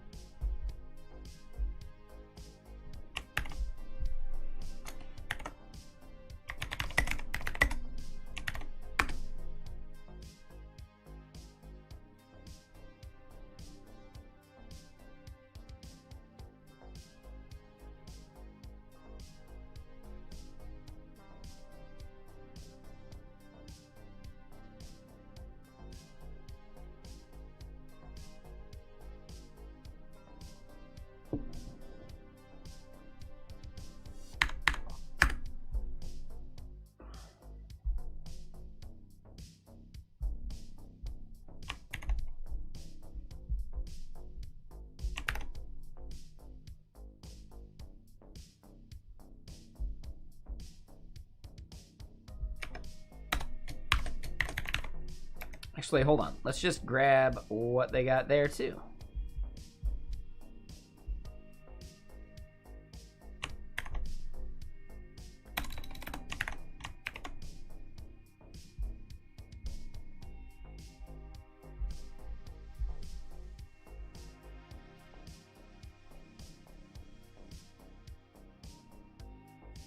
Okay.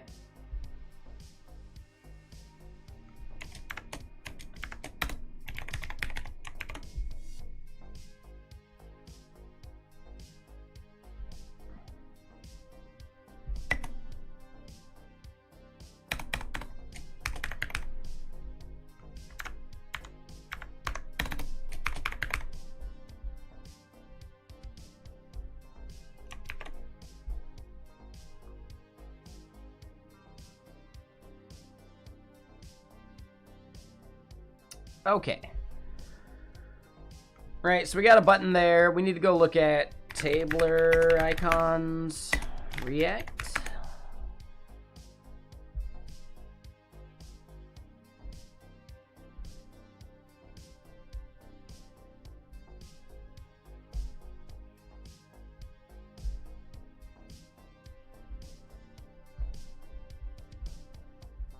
Oh, fancy. Oh, that's a cool layout.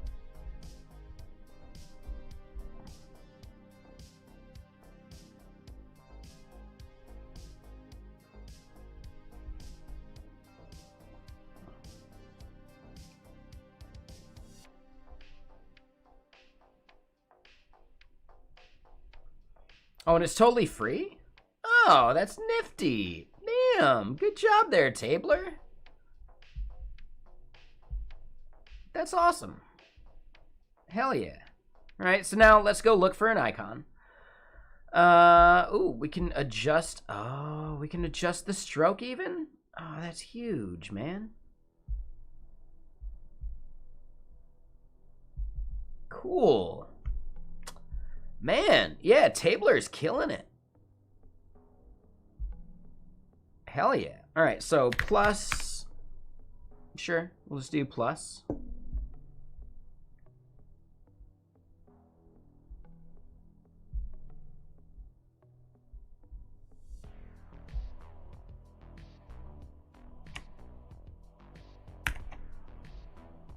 Yeah, so we've seen Tabler before using Iconify. I would actually recommend Iconify instead of using raw Tabler. Oh, wow. Anthony Fu even sponsors? Dude, this guy does a whole bunch of work. Yeah, he kills it. But yeah, like, if you're on the fence and you want to be able to just, like, use a library that lets you use a whole bunch of different things, so you can, like, mix and match if you want.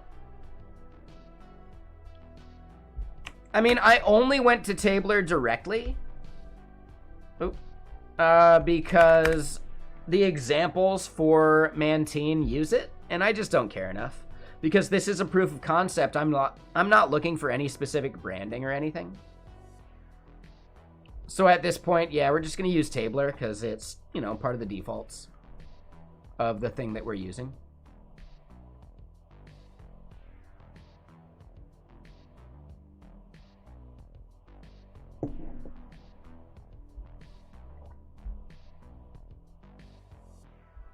I think it's worth it. Yeah, no worries.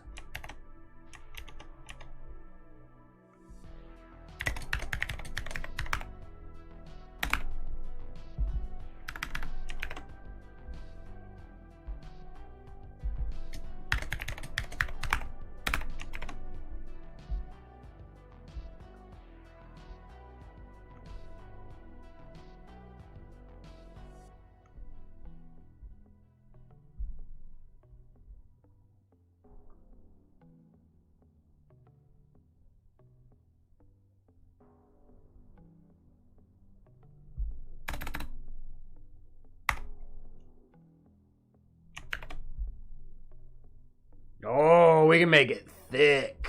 Oh, let's dial it down to like, what, 3 maybe? That is a nice part about using tabler directly. You could actually alter the stroke of any icon yourself. You don't get that power with Iconify. So there is some value to that for sure. As far as the width and height thing, I don't think I actually want that. Let's see what they do with it. Yeah, no problems. Everything's fine here. I think 2 is actually more reasonable. Actually, I liked 3. We're dealing with it. Boom. You know what we're actually going to do? Let's do a 4.2. That's way too much. Yeah. Let's just say 3 and call it good.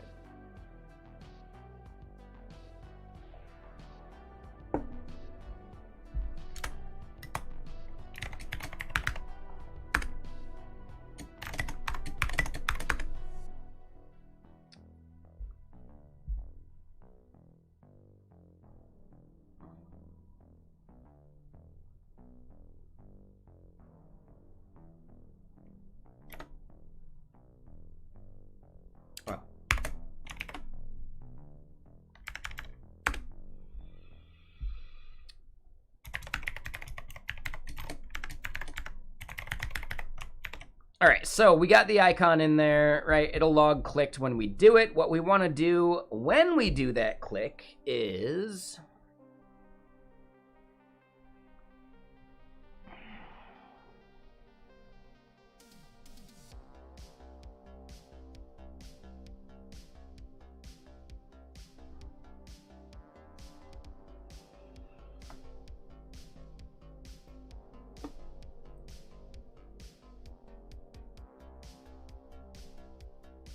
Come on, MG. I would appreciate you not doing things that other people might not realize is dangerous.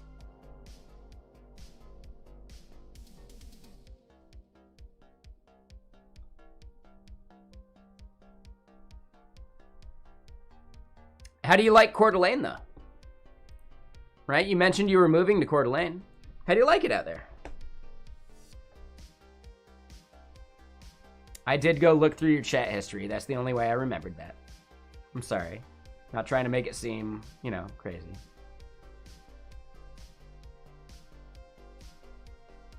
It is still dangerous because not every system has that no preserve route, right? So we don't want to allow anyone to, like, see that thing and realize that the danger they're doing is an issue. So yeah, sorry, just... Not everybody here is experienced, man.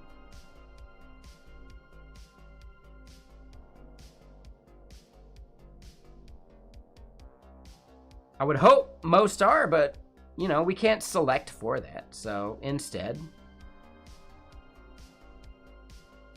No, I get it. I appreciate you. Thank you for understanding that. I appreciate the apology, too. Like, yeah. Just, yeah. We have a crowd that may not be aware of how dangerous that command is. And I would hate for them to, like, replicate it in any way. That would suck.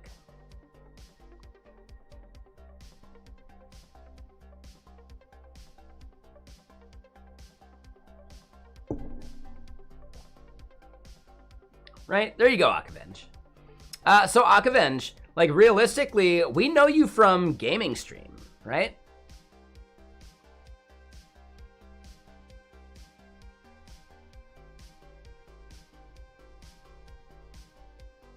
Like that's where you first followed, correct? Like how did you discover gaming stream? I'm curious about that one.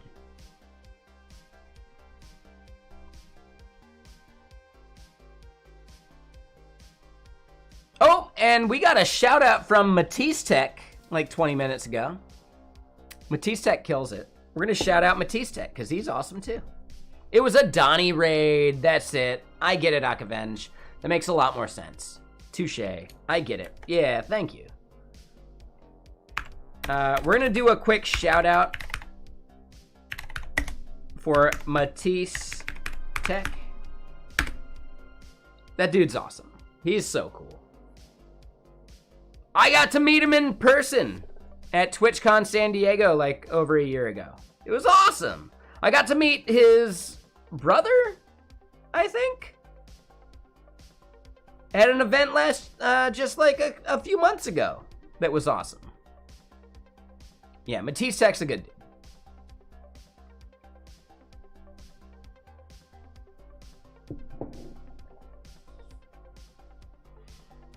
Yeah, I get it, Akavenge. Sorry. I just swallowed a bunch of air in the way that it creates that ball in your esophagus. Oh, that sucked. Oh, I'm gonna have to burp so bad here soon. Ugh. But better than the saliva going down the wrong pipe. So, we're good. Oh, I just swallowed way too much air right there. But what I was gonna say is, no, you should totally get into it. Nah, that's fine, Akavenge. Like, you can be a dev and not speak English. Like, that's a thing. You will need to learn some English, and maybe it helps you learn English better. That sounds like a win-win. But yeah, man, seriously. As a software dev, while employed, I've never had to worry about money, you know? I've never had to worry about money as a software dev while I'm employed. While I'm unemployed, yeah, there's stuff I got to deal with, sure. But while employed, I've never actually had to think about money.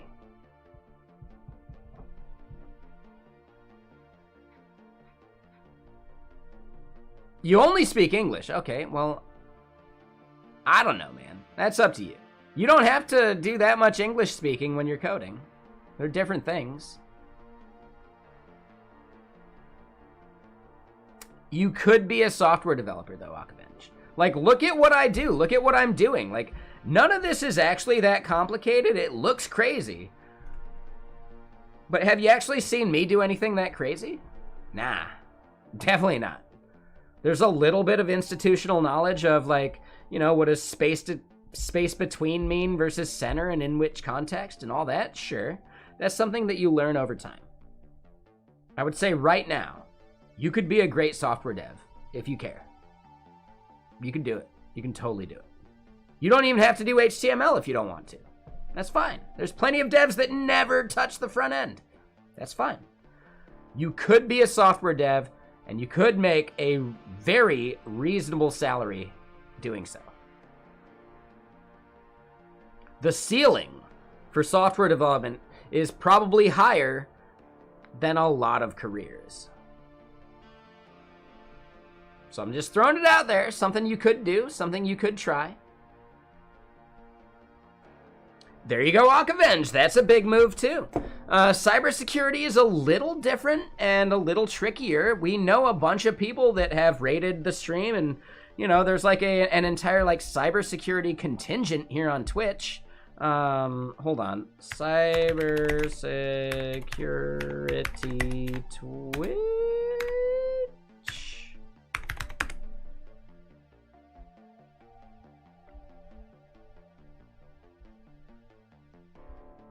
So Theo here, InfoSec streams. This is the one, right? If you're actually looking for streams that cover cybersecurity in some way, this is probably the website to look at, right? Theo here kills it. Ending with Ali even does security stuff. Het Tanis, Security Live. Bunch of these people kill it, and they're awesome streamers, right? And there's so many of them. GoPro Slowyo currently maintains this thing, right? But it's really cool. Like, all these people are awesome.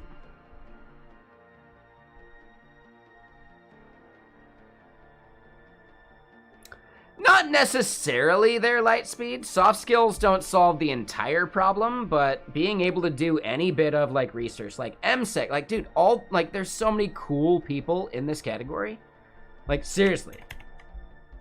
Check out all of these streamers.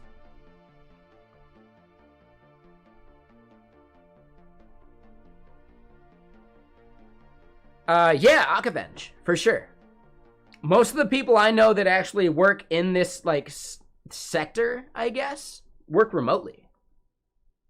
Yeah, man.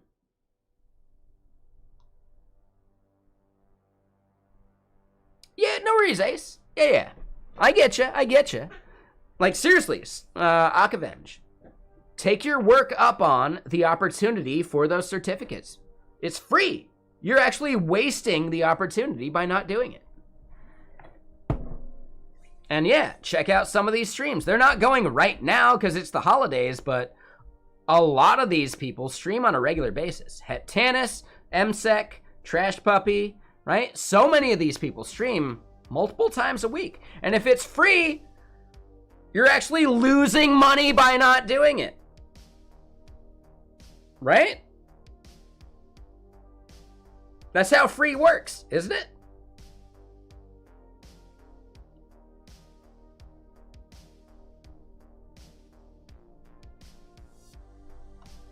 So yeah. Hopefully I gave you that nudge you needed. Yeah, damn right. I'm basically the stream dad, right? I'm like the tech Twitch stream dad. I'm the one that's gonna yell at you, but for your own good.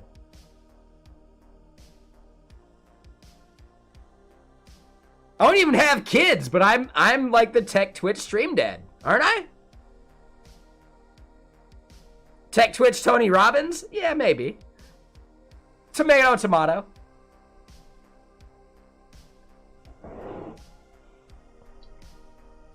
Yeah, exactly. I don't even need kids because I got all y'all. Some of you out there are actually older than me, and that gets weird. I'm my own grandpa at this point, right?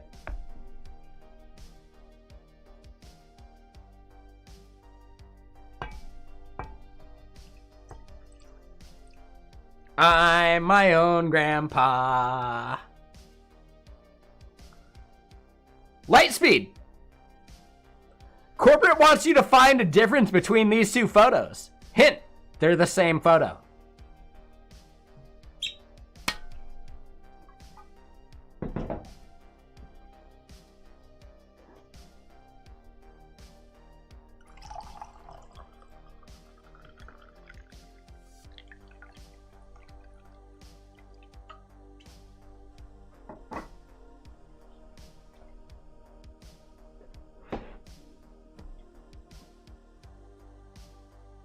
That movie was great. Yeah, I ended up going to sleep very quickly after finishing that movie. That UHF movie is great, right? Weird Al, he's the man. If you've never seen the movie UHF, you got some homework. But yeah, I had too many of the lemonades yesterday. There we go. That was that air I swallowed. Ugh.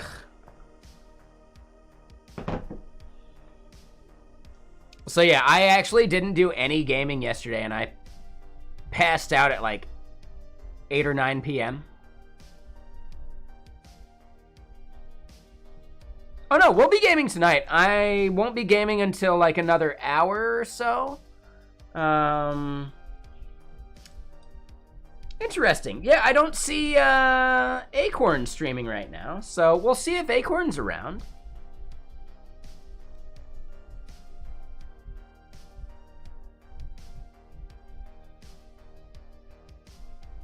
Oh, no. Yeah, you totally messed up the Rubik's Cube quote. Is this it? Nope. Is this it? Nope.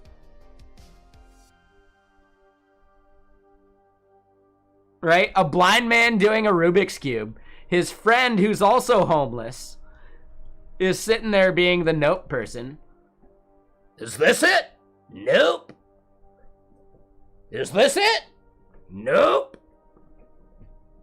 Right? Like, it's such a good section from that movie. Yeah, UHF is a classic. Is this it? Nope. Thanks for the change, mister.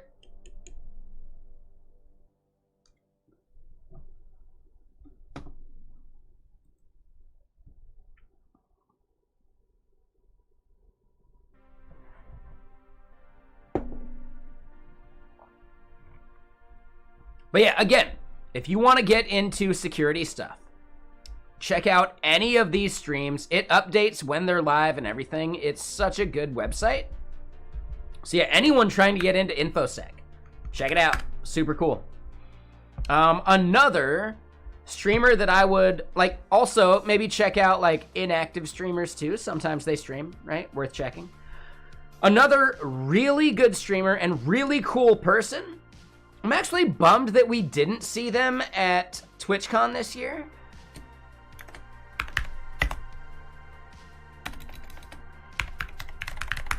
Oh my god, I'm gonna space on his name now.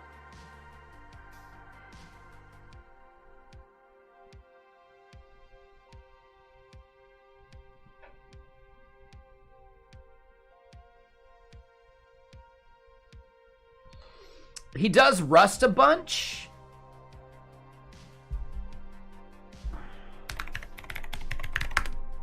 Donut!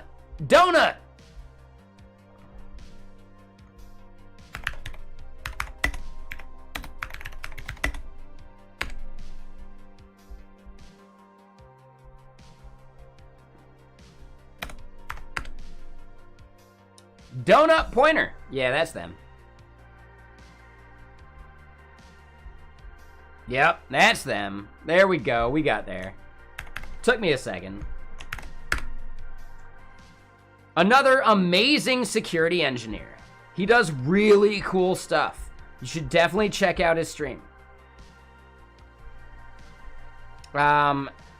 He's mostly been doing like gaming on his chat, right? He's got the Rust thing in the background, though. Like, he kills it, man. Looks like he changed up his camera for times that he doesn't have the thing in the background. There are companies that hire for it. There's a lot of, like, security engineer type roles. For the most part, you'll end up catching Donut Pointer doing, like, bounties and stuff like that. And you could actually make a living just off doing bounties. So that's another way of doing it, too. But yeah, Donut Pointer's awesome. He's a super chill dude. He made a tweet recently that he just hit partner on YouTube, which is awesome. Like, he's really cool.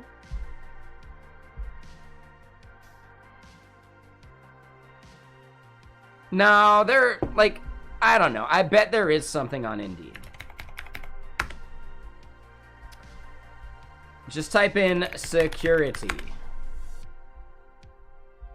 Not armed security officer or security guard, though. That's actually not bad. Wow. Huh. Security engineer? Right? And then bam. Yeah, Microsoft. So yeah, what you maybe need is security engineer. No, Akavenge. All you need to do is check the remote. Right? Location. Hold up. Is there not a remote thing? Yeah, Indeed sucks for it. Remote. Yep, there you go. Remote. Nailed it. Good to go. Remote jobs exist, man. Just make sure you're checking that box on any platform that has it.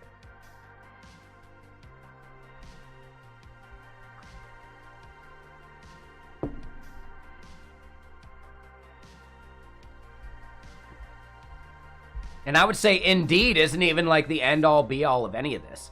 I would say check LinkedIn more so. Now, don't apply to jobs on LinkedIn. Instead, find the job on LinkedIn and then go to the company's website and apply there. Very many companies don't actually look at the LinkedIn applications.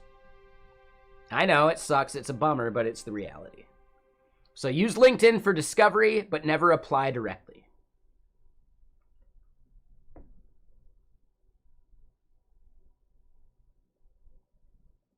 I don't know where you go find bug bounties. There is a thing, there's some way to do it.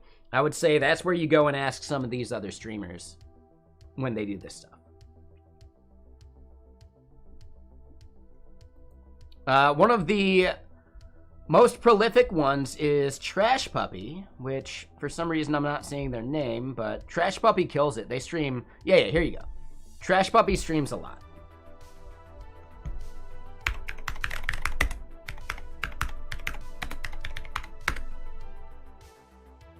Yeah, so Trash Puppy streams often enough that, like, asking them some of these questions would probably be a better idea. Because I don't know. I don't do any of this stuff. It's fine, Akavenge. Yeah, for sure, man.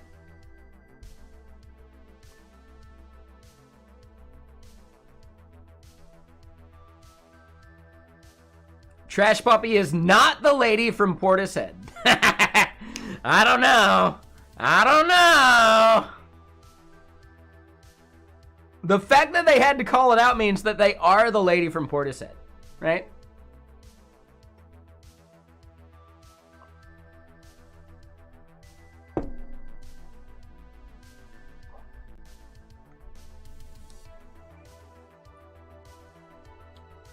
I feel like you could probably get by with certificates, but you're going to get through HR better with a degree. And that's how that works for any company.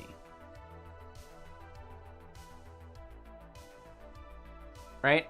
HR cares about degrees. People in the field typically don't. But no matter what, to get yourself into the second or third stage of an interview process, you got to work through HR, and that involves them looking through your application versus other applications, and degrees and certificates help filter you to the top of that pile, you know? Without one, it doesn't mean that you're, like, not going to get the job, but if it's your first job, yeah, you'll probably be filtered out. If you have experience with a company, a degree doesn't matter anymore. But getting that first job is tougher. Ooh, so Ace, maybe not, but they have their own version of it, I bet. There are some people that aren't very good about like talking about technical things, and they'd rather do leak code.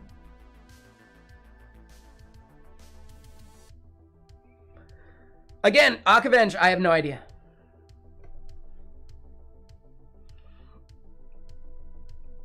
I don't do it, so I don't know.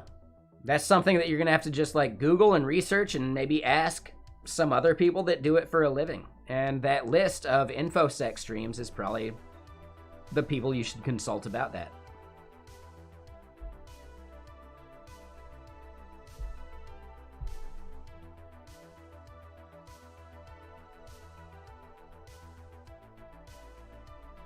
Ooh, so just remember, Akavenge, security versus what I do, they're very different things. Learning one doesn't set you up for the other. There's no way I'd be able to get a security job. No one would give me a security job. Even though I have, let's just say, 10 years worth of experience in what I do.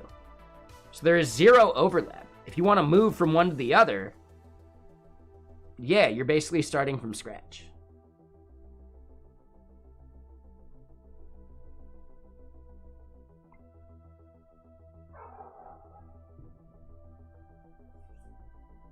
Yeah, that makes sense, Ace. I specifically don't prep for leak code, and a job that requires leak code of me, yeah, maybe they just don't get me.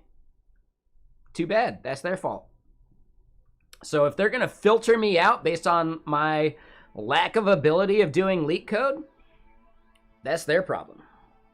Because then they're missing out on someone who's actually really good at what they do. Leak code is not part of what I do.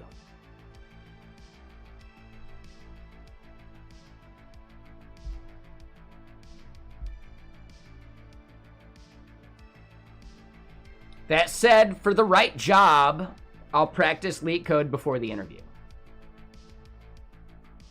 For the right job. For this one I got coming up probably in the next week or two, I'm probably going to have to do some leak code. So we're going to have at least a day or two within the next week or two in which I'm having to like study and practice leak code for a day.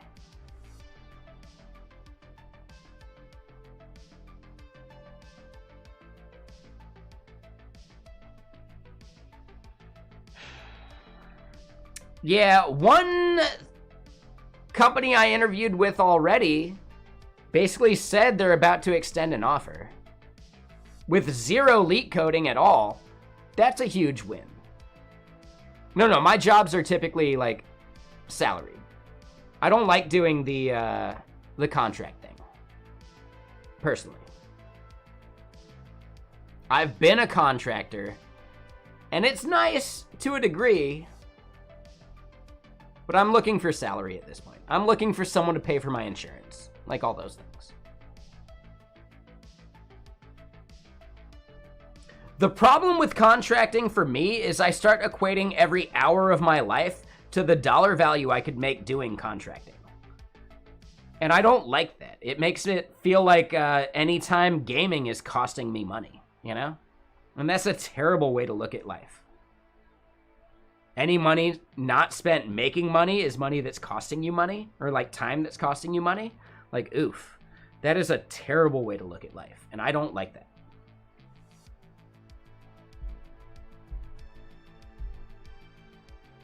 Personally.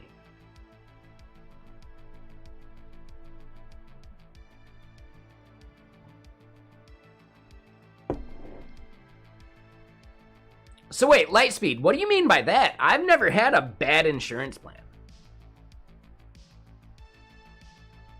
I've never had a bad insurance plan through any company I worked for. It's usually at the exact level I'd pay for myself anyway.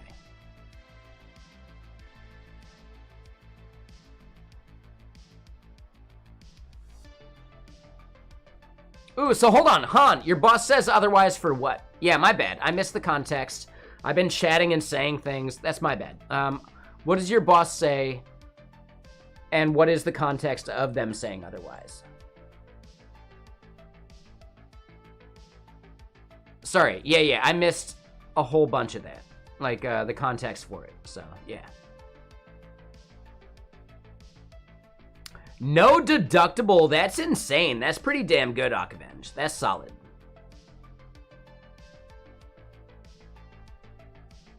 If money always comes in, you always want to work?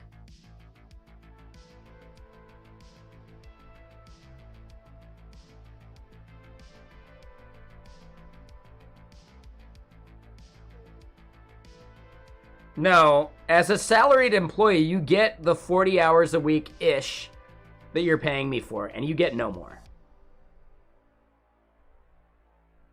Yeah. No. As a salaried employee, they're expecting you to do the job. And if the thing they're expecting you to do is more than you're capable of, and you're having to go greater than the 40 hours a week, that's a bad job, and you just find a better one. Like, seriously, that's just a bad job, and you find a better one.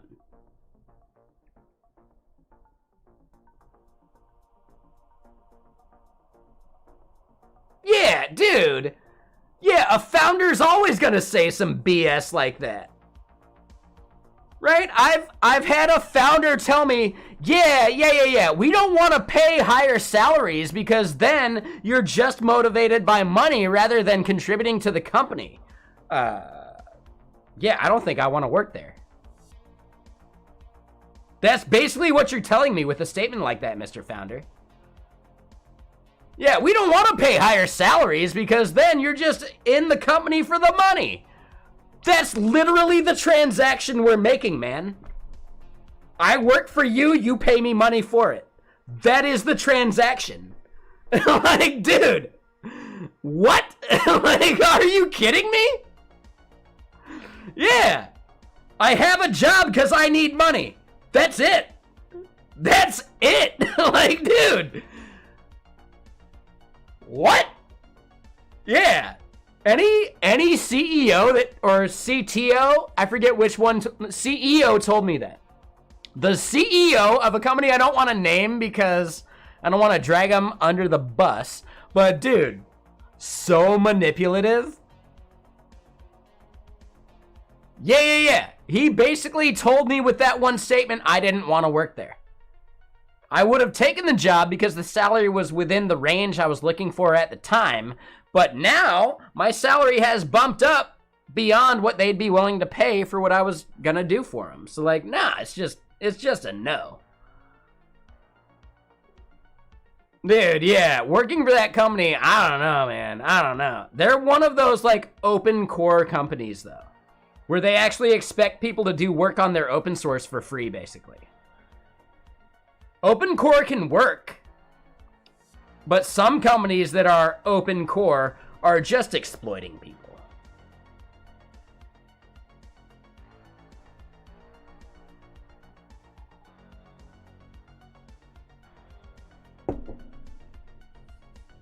Oh, you want to work for us? Maybe just solve a couple issues for us. No big deal. Free, unpaid.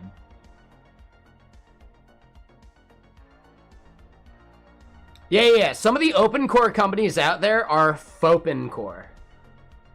We saw that term earlier today, and it resonated so hard. Fopen source, right? And fopen meaning F-A-U-X, faux, like fake. Yeah. There are definitely a bunch of like fopen source companies out there.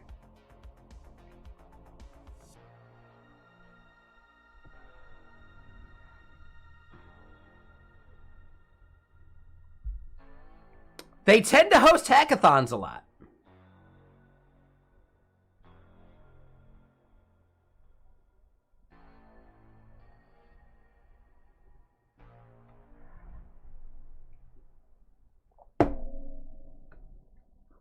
It is, yeah, it's like a scam economy thing. Here's the best part. A lot of those fopen core companies are actually going to be regulated in the same way as if they were a commercial entity. So their software actually needs to do what it says on the tin and be reliable. Otherwise, they are opening themselves up to liability in the EU. Yep. So some of these fopen core companies are going to have to really have a coming to terms with what they are rather than what they say they are. Because their liability is going to be there regardless of what they call themselves.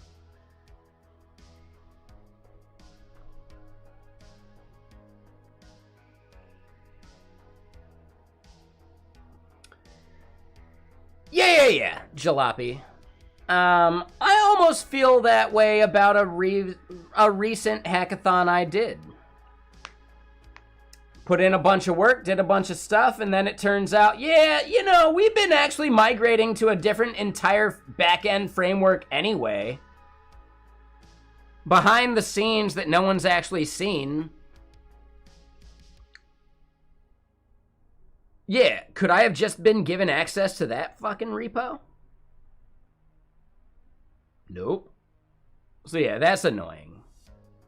So yeah, I'm basically anti-hackathon at this point.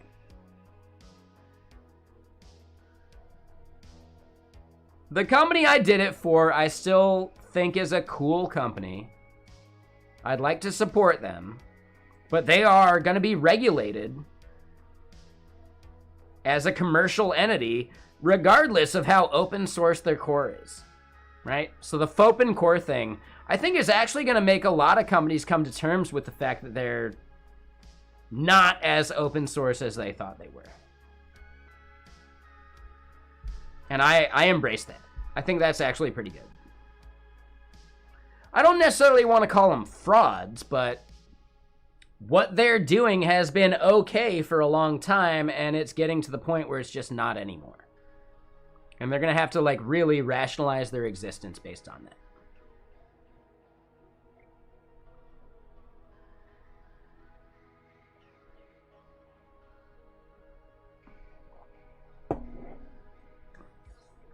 Meanwhile, I'm basically Phony Robbins over here. Right, Bob? Bob said some of my ranting yesterday was like, oh man, I could be the Tech Tony Robbins. Yeah, more like phony Robbins, okay?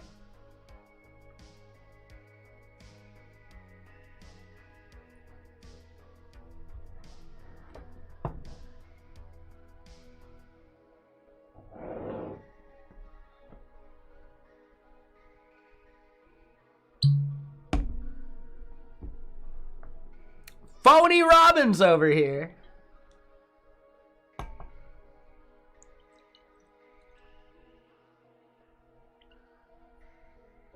right, I definitely do need to slow down on the whiskeys a little bit, because I got some Baldur's Gate 3 to play tonight.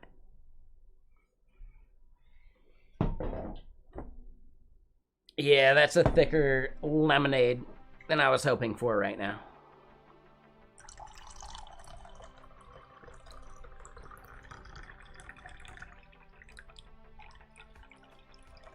Robotic Head. You and Acorn are gonna have to carry this this Baldur's Gate 3 stream tonight.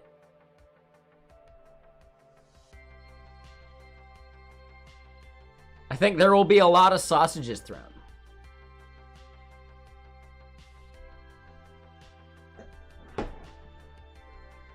That said, I don't like. I hope Acorn's available. If Acorn's not available, we might have to figure out a different game to play.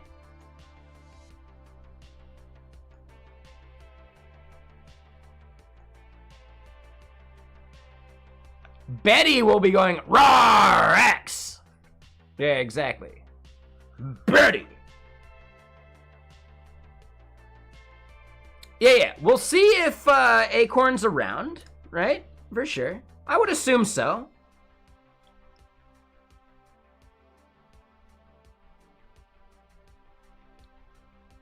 You have Icewind Dale? I mean, I could even gift you another game or two, depending. Have you played For the King 2 yet?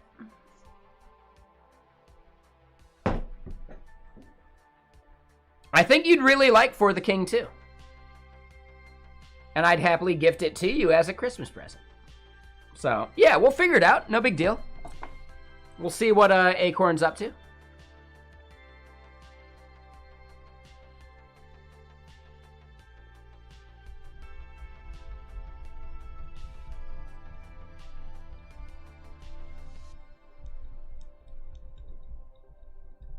Yeah, it allows 4 people, so you'd actually be totally able to join us on whatever days me, Worm, and other things need to play too.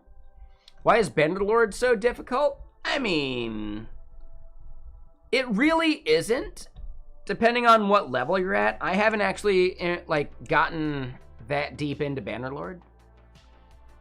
I did during the beta or during the pre-release, in which it was actually really hard to beat or to like get ahead towards the end of things.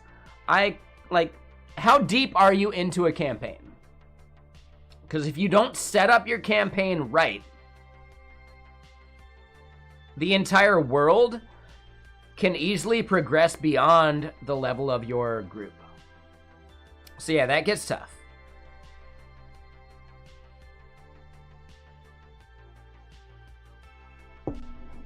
The world keeps leveling, even if you aren't.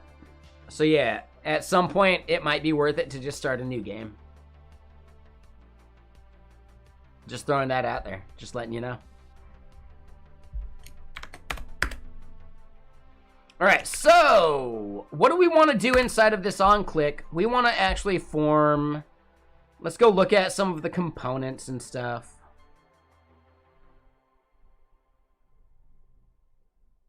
Ooh, yeah, I don't know, Akavenge. I'd love to play some more of that at some point, and I'll start out a Bannerlord campaign here real soon. Why not? I got a bunch of games I got to finish first, but yeah, I can do that. I'm okay with it.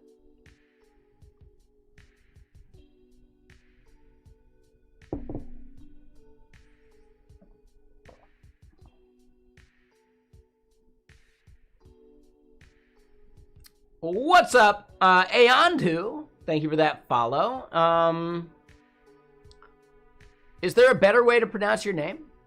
let me know. And then Not Game, thank you for the follow as well. Appreciate you.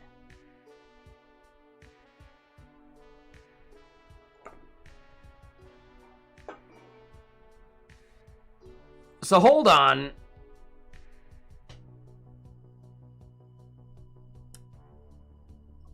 Let me do one thing.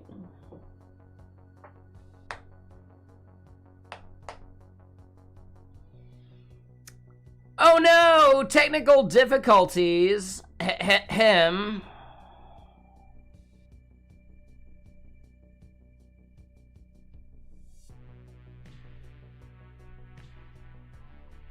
Wait, do I not have a scene for this anymore?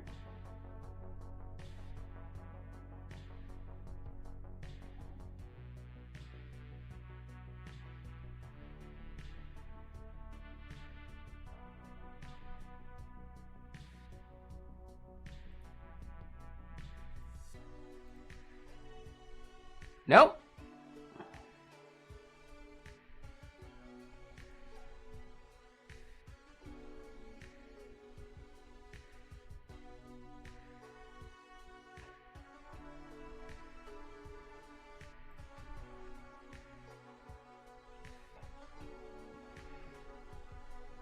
Oh no, camera went out for some reason. Oh my god. Well, technical difficulties are hitting us. I'm sorry, everyone. I thought I had a scene for these technical difficulties, but whatever.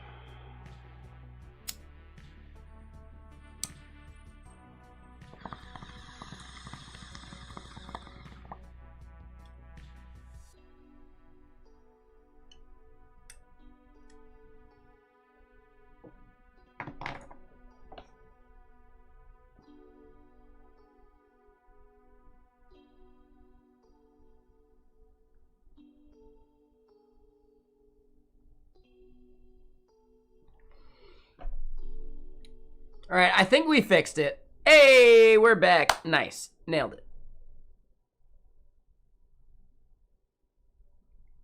All right, back to what we're doing. So when we click the action icon, I want to pop open a confirmation dialog or something, right?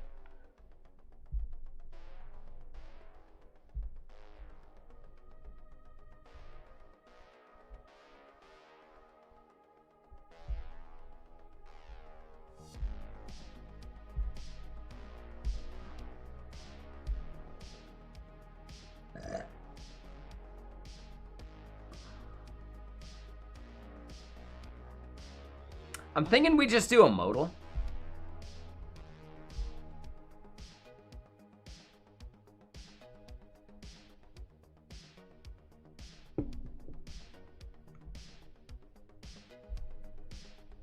Because, yeah, I don't care that much about the whole thing.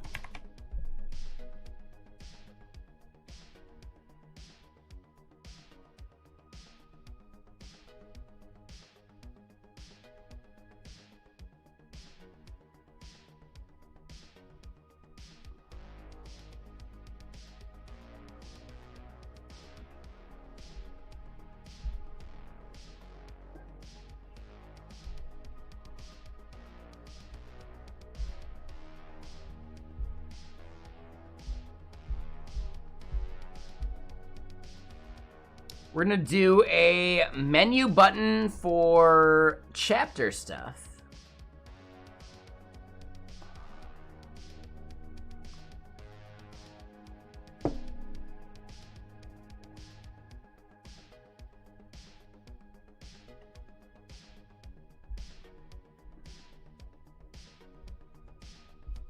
Yeah, so we're gonna have multiple modals that we want to create for this.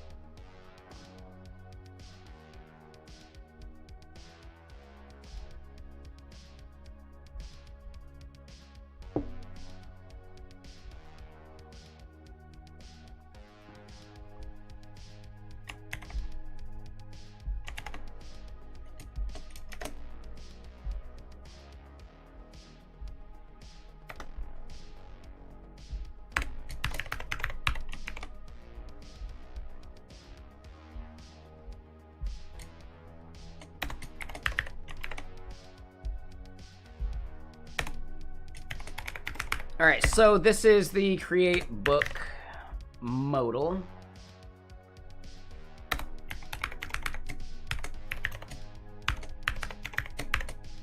Create book modal opened. Oof. On close.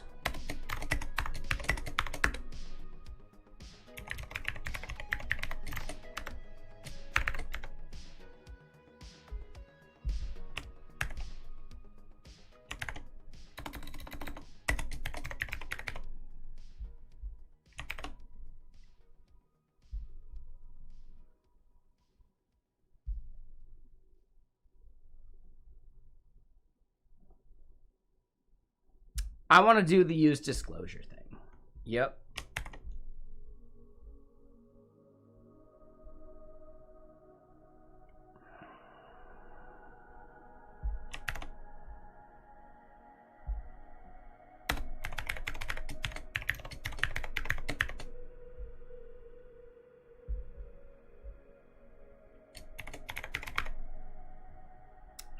Nope, that is not a royalty-free playlist.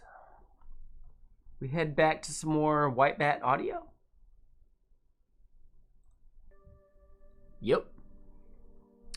No, that's fine, man. You do what you gotta do. Open, create, book modal. Right, and yeah, very like Objective-C like with these variable names, right? I'm okay with it. And hey, Xmetrics, thank you for the lurk on the tube. I think you're the only one over there. I really appreciate that though, thank you. If anyone would like to leave a lurk over on the YouTube, you'd be helping me out. It'd be pretty good.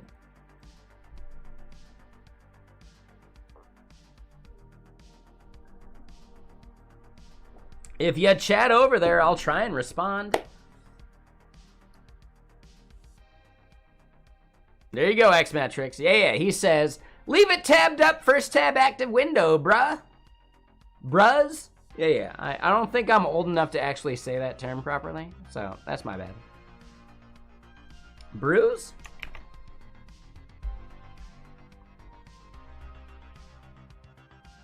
Bruv? Brudda? Brah? Ooh, Broham, that's a solid one.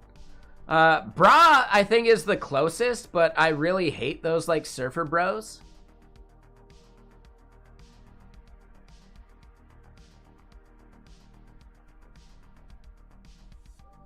No offense. If you're one of those surfer bros, my bad. You say bra is early 90s, but bra is actually like mid 2000s for snowboard culture. I feel like they just watched the movie Point Break or something. Oh shit, Akavenge? You know that's like doxing your name though, right? I can delete your comment if you prefer. That way it's not like forever on YouTube.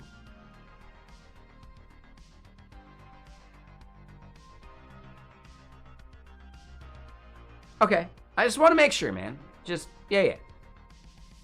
I get it. I just had to double check. That's a thing that some people are not aware of when they do go chat on YouTube. It tends to dox your name if you don't have like a display name set up or something. I don't remember. That's cool, man. Hell yeah, Akavenge. I just had to double check. I just want to make sure you were aware.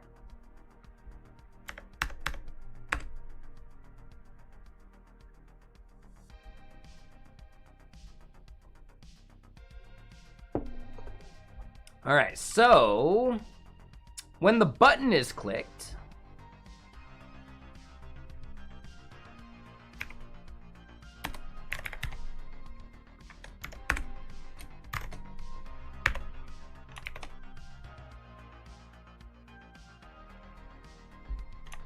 and yeah, anyone who hasn't seen that latest YouTube video about macros and JavaScript, TypeScript, I'd really appreciate a watch. If you have any comments, etc., I'd love to have you comment on the video and let me know. what I did wrong, make sure you look through previous comments before you go. Right? Like, look through the comments, because I have one that shouts out where I was slightly wrong in how I described the Rust stuff. Instead of talking about, like, the type overloading, I should have actually shouted out, like, the amount of arguments, like functionality, and that overloading. That would have been way better. So, yeah, I messed up, and someone called that out, and I really appreciate their comment. So, any other things like that, I will absolutely throw it into the corrections if you find a flaw with what I said. Because I'm only human. I'm not going to, like, make sure the video's perfect, because it would never get released. Right? So I'd rather record it, do something wrong, acknowledge the thing I did wrong and correct it in a comment, and just move on, right? So, yeah. It's a bummer, but that's how, like, the content machine has to work. You can't spend forever on one perfect video. As far as, like, a new creator. If you're someone famous, then totally, go for it.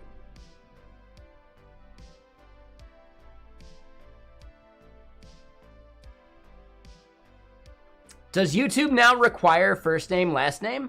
Xmetrics, I wouldn't say YouTube requires it, but if your main Gmail account is wired up to your YouTube account, they might have that info, you know?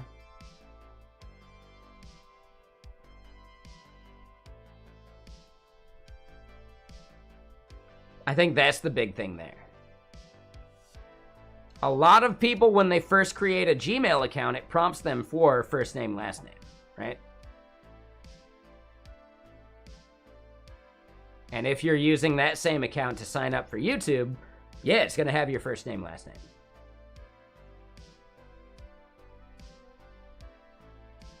As an example, if I click over on YouTube and I say switch account, I've got 4 accounts on YouTube. The main one that's wired up to my Gmail is Chris Griffing, right? And it's like at Chris Griffing and a bunch of random characters.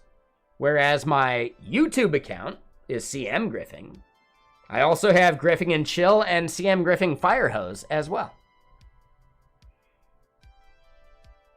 Once I hit, like, you know, the watch hours metric, I think live streams are going to head over to CM Griffing Firehose instead.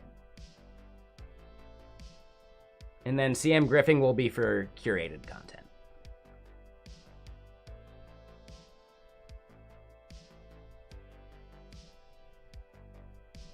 I would have actually just started streaming to CM Griffing Firehose, but you can only register your phone number with like 1 account a year or something like that. Maybe 2 accounts a year. And I think I wired up Griffing and Chill and CM Griffing, and then CM Griffing Firehose is number 3 and just can't like opt onto my phone number until probably like May of 2024. I forget what month. So yeah, that one's a little weird.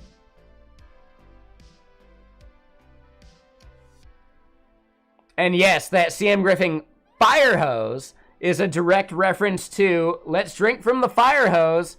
Little Timmy found the something in the bowl of oatmeal, or in the tub of oatmeal. He gets to drink from the fire hose. They open an actual fire hose and just launch the kid across the room. So yeah, that's where like the VODs and like live stream footage would go, and like the live streaming itself.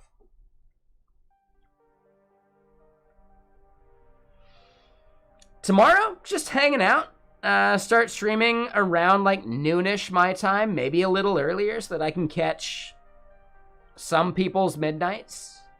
And then just like, you know, catch every midnight till my midnight and then probably pass out. So tomorrow will be one of the longest streams you'll see for a while. I gotta really pace myself for that one.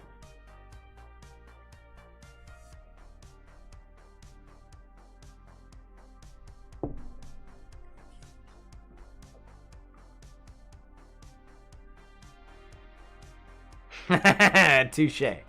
Yeah, for sure.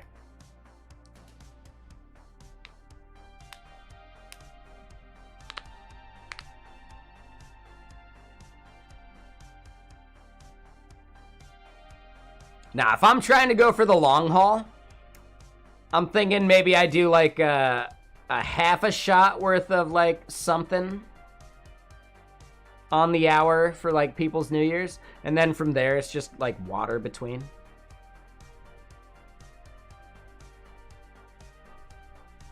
And like a half shot an hour is entirely sustainable, like for sure. That's not even like crazy at that point. That's something that most bars would prefer to keep you to, but they typically overserve anyway. Yeah, absolutely. Yep. No, tomorrow I might toggle on the other warnings. But for now, yes. Half shot of lemonade.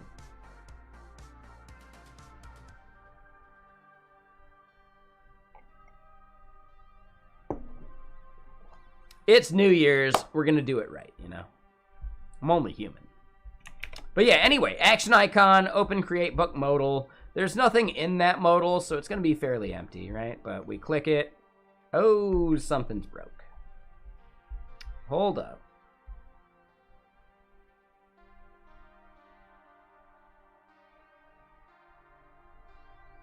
Oh, it's open colon. There we go.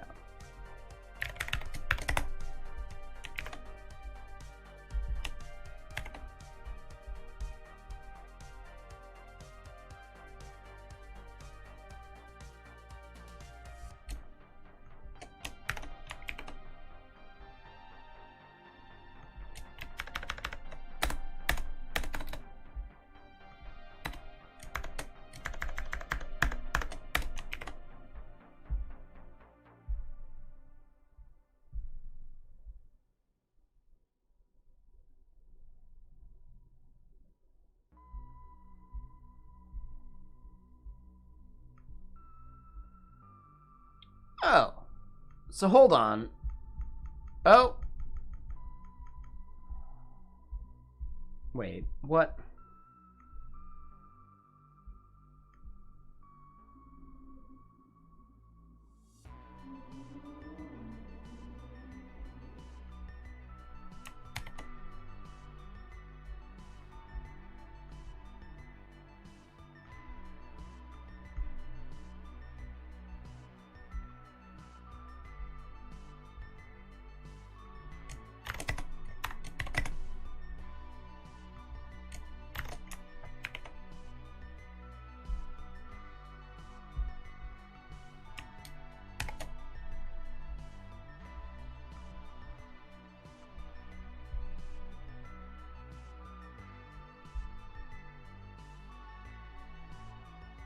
Oh.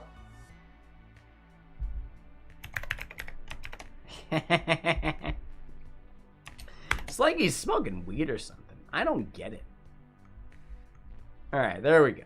There we go. All right, so now the positioning's just off. We want it right there dead center.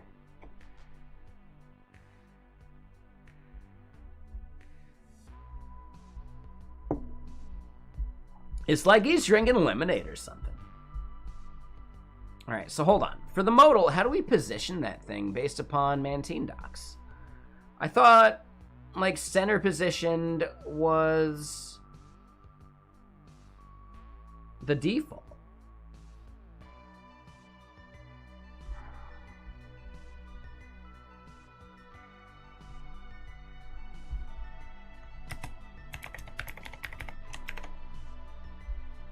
Oh, wrong place.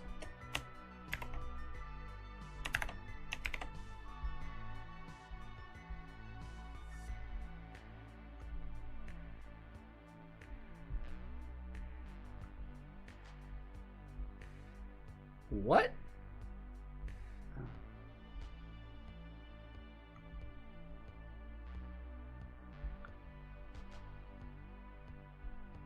Hold on. Let's try and look at this together.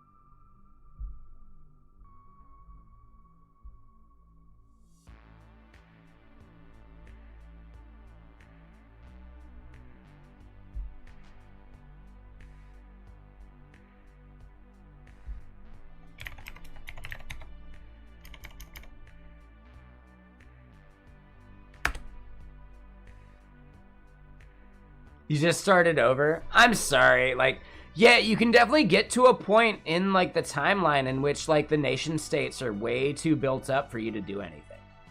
Right? So, like, yeah, there's actually, like, a time limit before, like, you can actually do stuff. And, yeah, I don't know. Yeah, don't feel bad about it. It's a game. You learned a bunch during the first bit. Now you get to go into the next bit and make the same mistakes and then have to go through it all again, creating a new account eventually, right? Or not account, but campaign.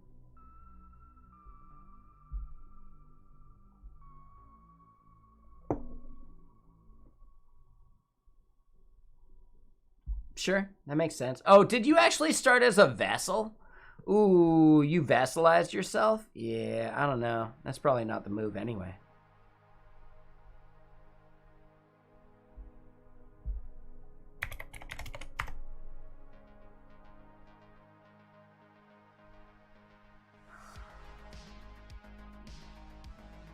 Really? Why is that not left 0 already? Yeah, vassal is a bad idea, I think. I don't know. I need to replay Bannerlord. It's been months, so I don't remember.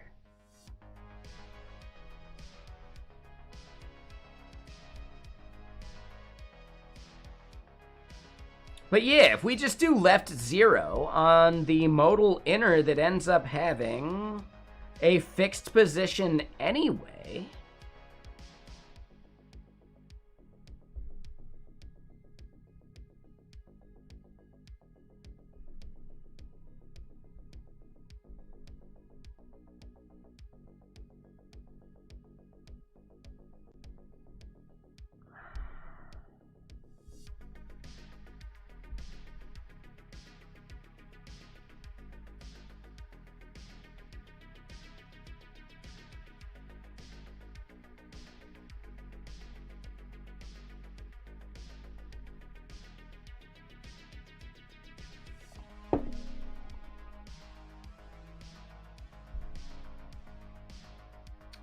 Hold up. I actually have something I want to test. If I throw this in the main, is it actually relative to the main's, like, viewport?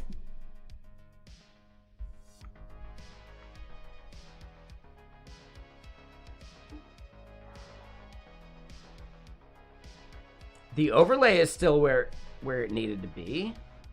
What?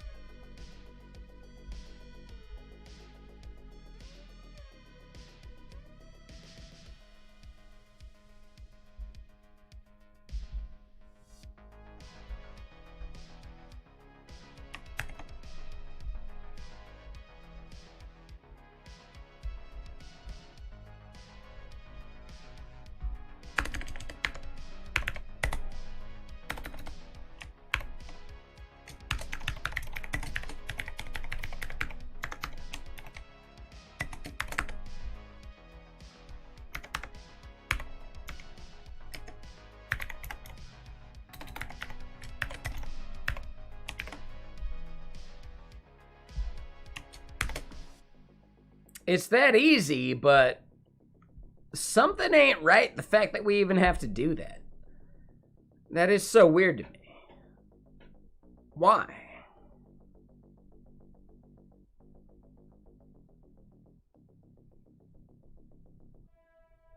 Hold on.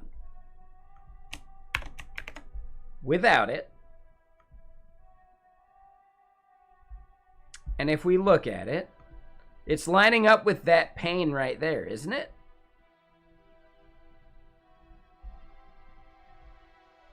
No.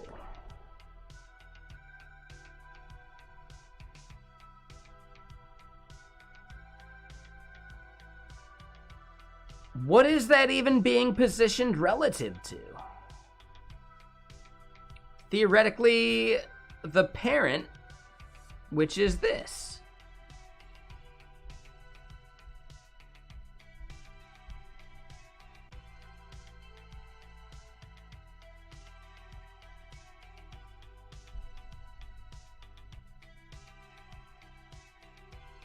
The modal root.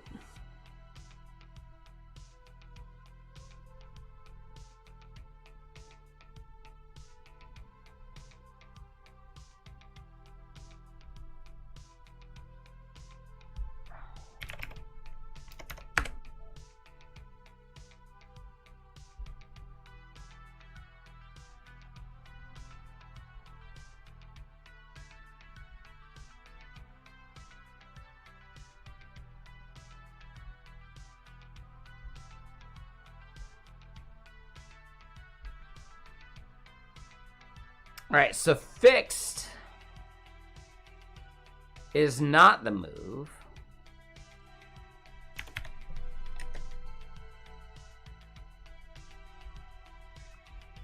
All right, absolute could do it.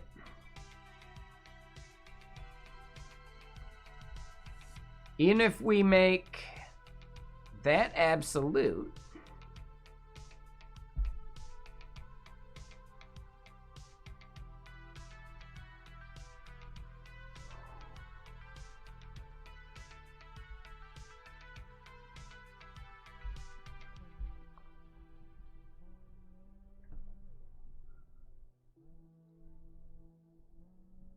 I think they have a major flaw here.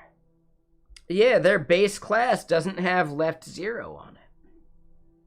That's the entire problem. It doesn't matter if we change any other wrapper around it, their inner ends up fighting or completely ignoring the container it's within. Ah, okay. So this is actually required. Yeah, it's a bug in their code. I think they need a left 0 on it at the library level.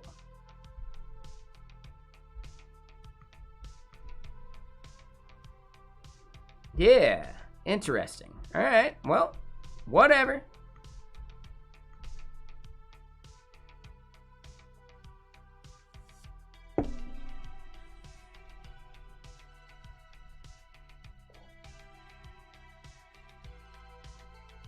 All right, so creating a book is just the name, right?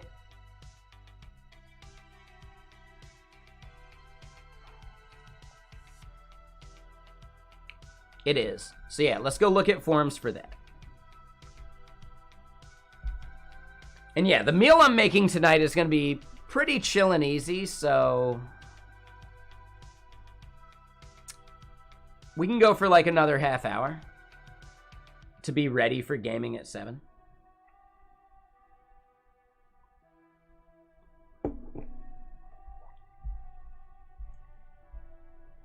right, so yeah, we got the modal in there. We got this, which I really don't think should be necessary.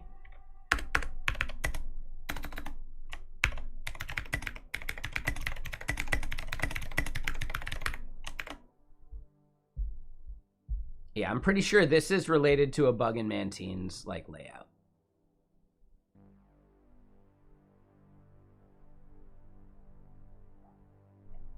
But seems like I could be wrong. I might have messed it up. I have no idea.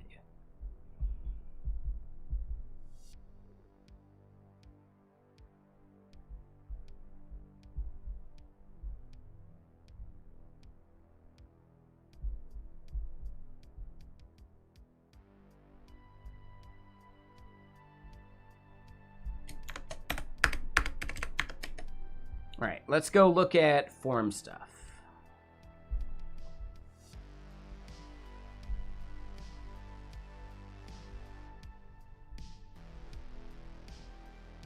Wait. Boom. So that one.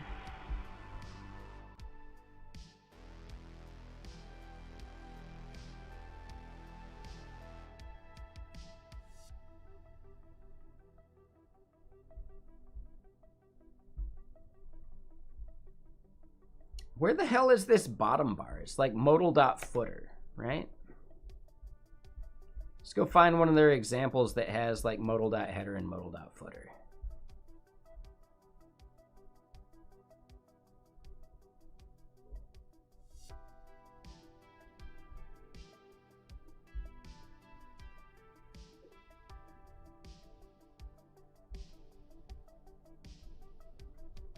Ooh, do they not do the modal header and footer thing?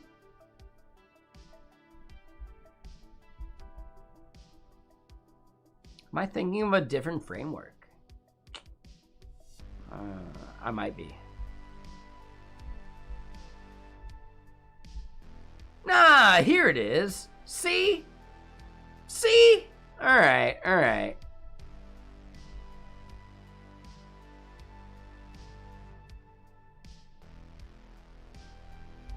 Root, overlay, content, header, title, close button, body. We don't see footer in there,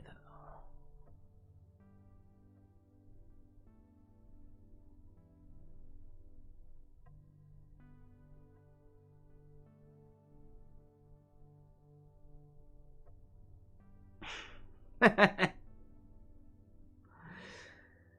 So what's up, Pineapple?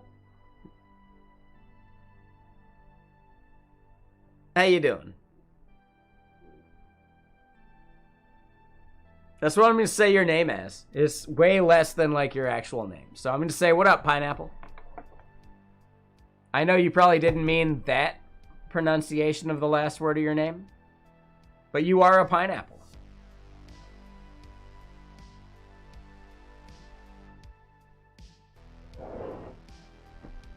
You are a pineapple. How dare you try and deny it? Only a pineapple would deny being a pineapple.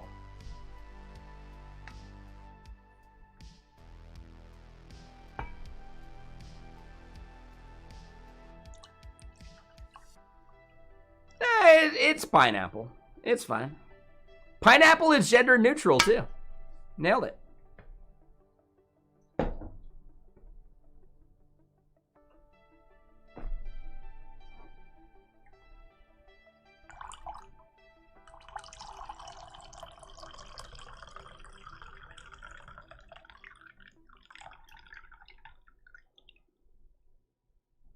Well, I need more water. That's the thing. So we'll pace ourselves. We'll wait. We'll chill. Let me do at least a little bit more towards what we're trying to hack at right now.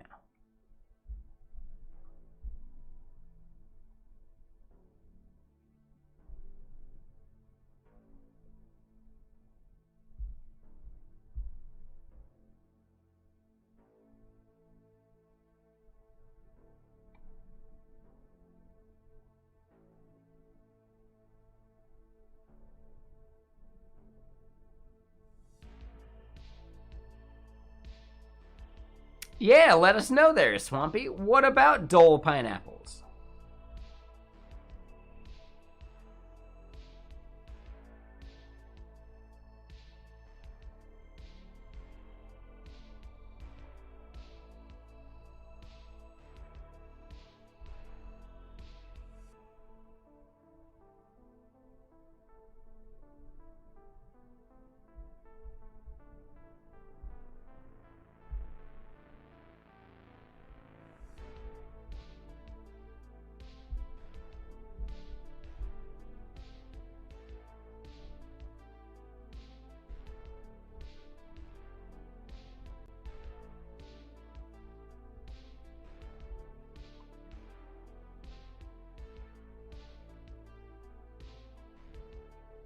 My guess is that they just don't have a modal.footer.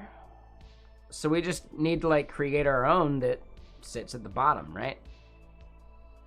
It's a little annoying, but not a big deal.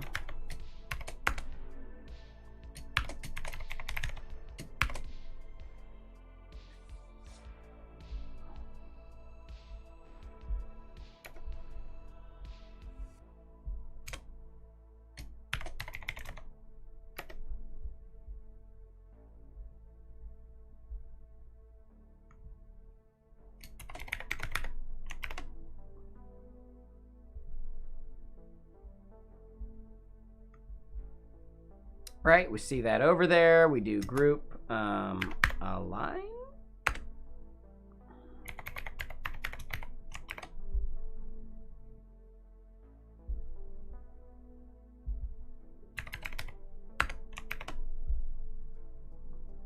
Sure.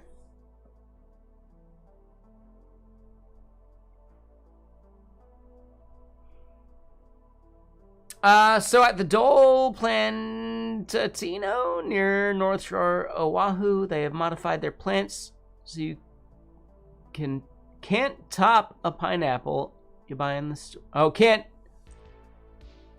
Oh, and can't grow a new plant. Oh. They didn't specify how, but yeah, that's cold-blooded. So I'm never buying a Dole pineapple again. Because how dare they?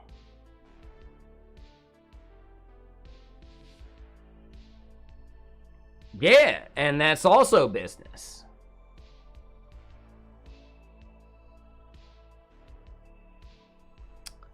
Bananas are similar, but you don't actually have the seed for a banana. They bred trees that don't grow seeds anymore, and that's a little different. The fact that they modified the genetics so badly that you can't just grow a pineapple from the top, yeah, I'll never buy a Dole pineapple again. Thank you for that. That helped.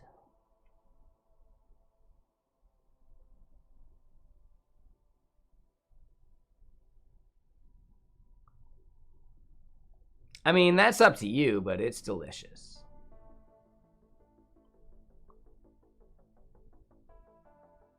Right, so technically, pineapple, right, bananas have been bred to just not have seeds, right, and that's a different thing. It's very similar to avocados. The animal that used to digest avocados to make them actually, like, be able to persist has long since died out.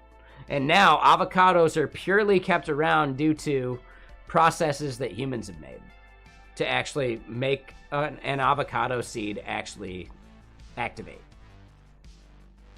So yeah, you're unlikely to be able to grow an avocado tree by just planting an avocado seed in your yard, right?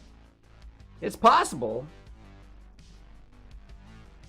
But I believe there was some process that went through like the digestive tract of normal, like I think it was like a giant sloth that used to eat the avocados.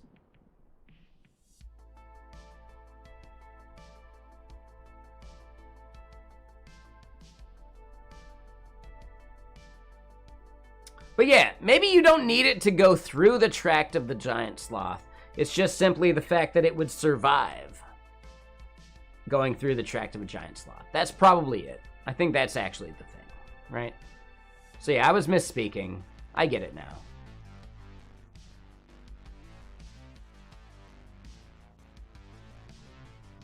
No, so I think avocados would probably be extinct because their seeds would only ever drop near where an existing avocado tree existed, because they wouldn't actually be like spread without the giant sloth eating it and pooping it, right? So it's more about like there would be avocado somewhere, but it would not be prevalent because it has no way of spreading its seed. Right, its seeds would simply just like fall where it's already going, where its roots are probably dominant. You know? So I think that's actually it. I don't think it needed to go through the digestive tract of a giant sloth, but I believe the giant sloth, by eating an avocado, would then migrate and move and keep going somewhere, and then poop out the seed, and that seed would take seed somewhere. But if it was just dropping where the tree already exists, sorry, there's a giant tree already occupying all that soil, you know? I don't know for sure, but I think that's about it. So without humans taking the seeds and planting them elsewhere, yeah, avocados would be a very, very rare delicacy.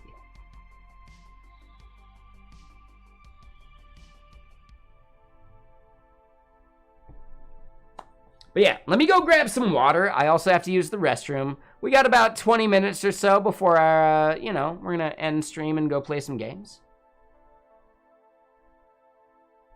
We got time, and we got stuff we're hacking out, and we can totally, at least create the create book form and then start, like, trying to list out other things and creating buttons for those things. And yeah. We got a good process here. I think part of today was actually establishing relations and how some of our repository stuff needed to work. So I really do thank Kid Queb, if he's still out there, for helping us out with that. That was awesome. I mean, that's very true. Server horror. Yeah, exactly. Yeah, basically it. Technically, delicacies are things that are hard to do that way anyway, right? So yeah, the term delicacy means that we haven't found a way to cultivate it, right? I get it. Yeah, for sure. All I'm getting at is avocados would be a delicacy rather than just an expensive fruit, right?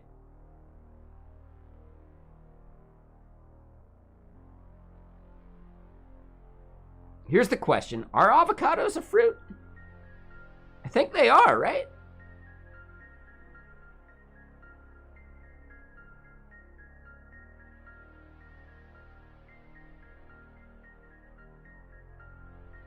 Are they the fruit of the plant? I think they are.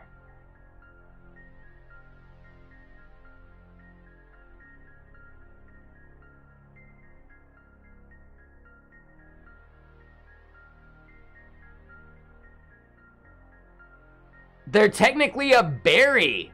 Ooh, but don't berries fall within the fruit category? Mr. Sir? Are they part of the same genus or whatever?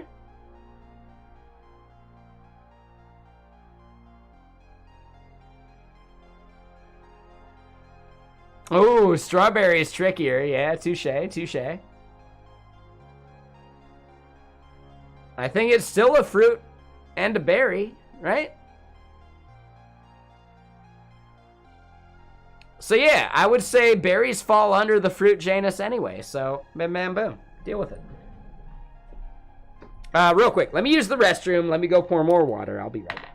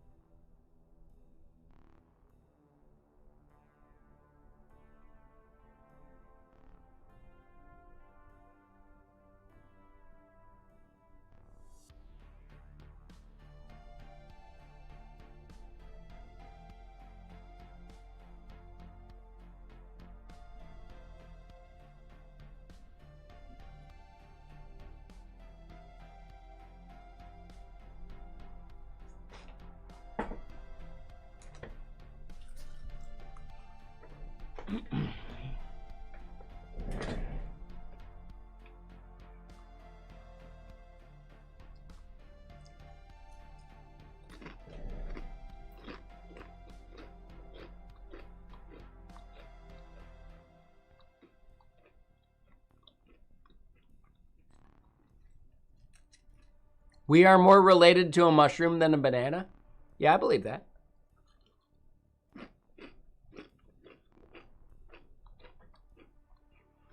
Hold on, let me catch up.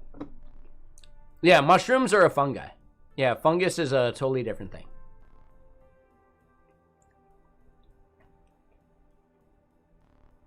I had to pee, I'm so sorry.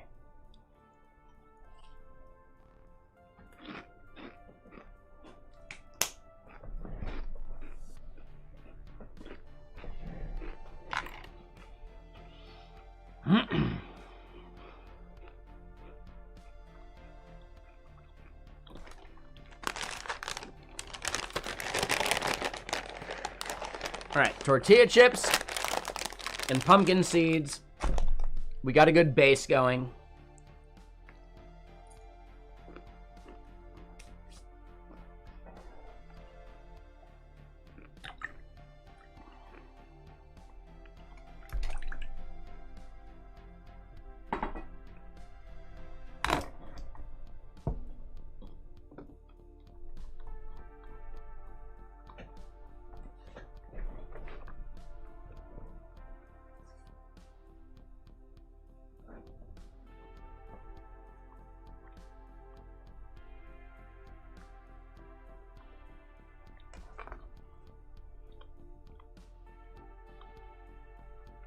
Technically, Swampy, bananas are typically irradiated as well to kill pests.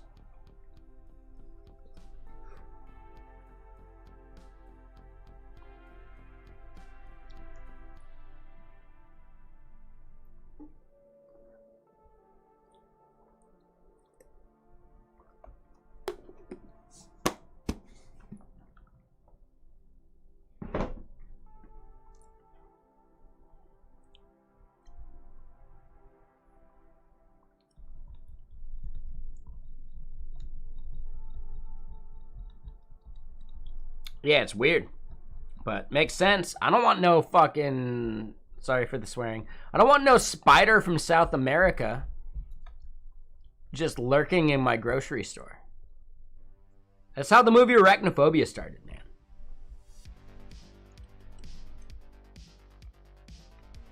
Not quite, but you know what I mean.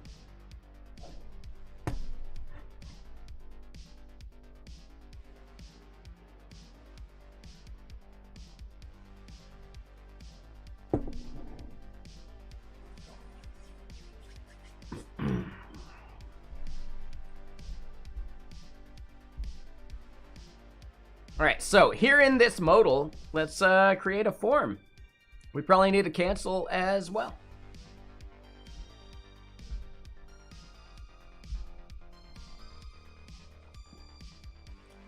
Tons of little tiny spiders. Yeah, probably before they started being irradiated regularly. Or maybe like, were you stationed? Are you from like a military family?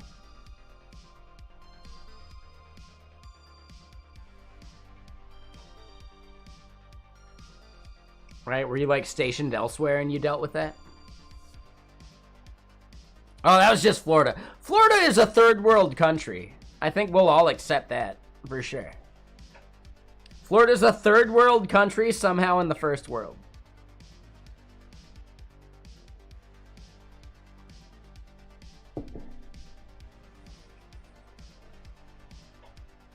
No one would argue that statement. Nope. Most people living in Florida would back it up the most.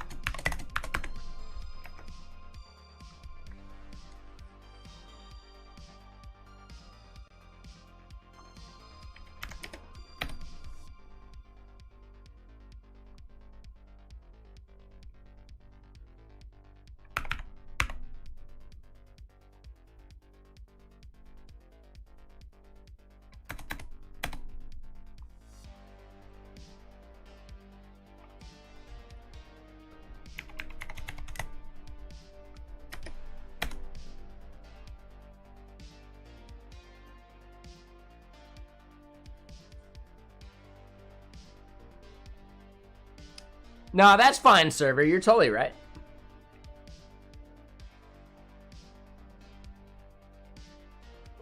Oh, you're saying the things in the corner there as I type? That is power mode, an extension for VS Code. That's basically like the combo of characters I've typed.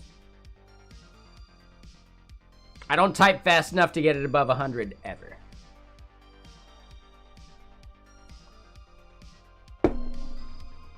It's just a counter within a time zone or a time frame.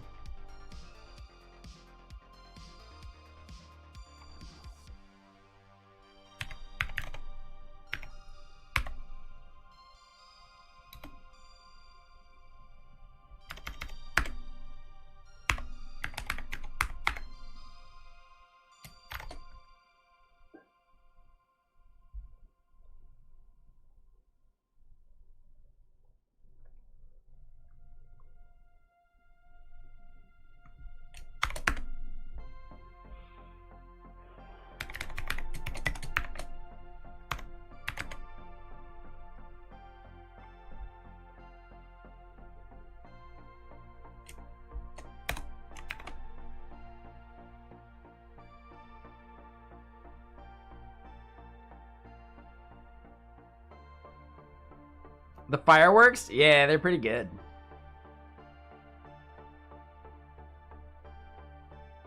How am I tracking the cursor? Wait, what do you mean by tracking the cursor?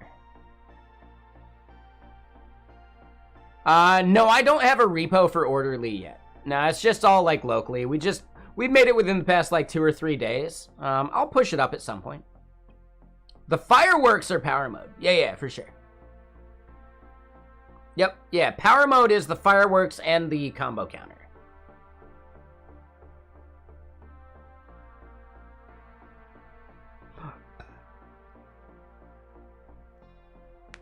Make sure you're using the right power mode, server horror. There's actually 2 different plugins called power mode. The one I linked is the one I'm using.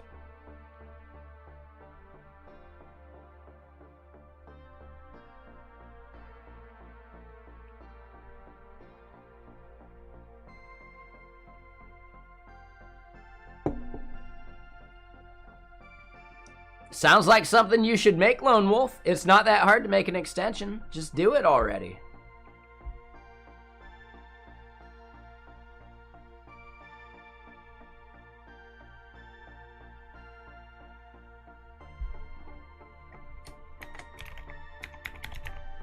The thing I linked to just a second ago. There you go. All right, so first and foremost, we need to create a form in there. I'm using VS Code, not VS Codium. I don't know. I don't care enough about the telemetry. If you do, I don't know, how is Codium? I don't know, man.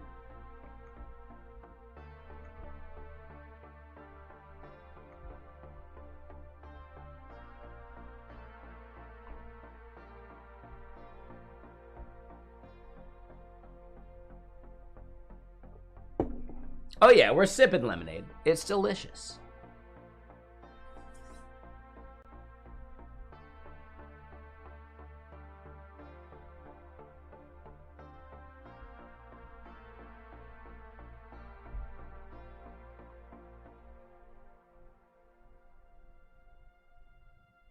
Just got lost at telemetry?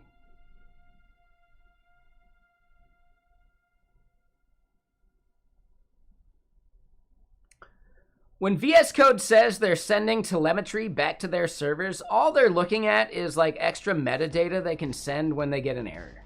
They don't care how you're doing much else.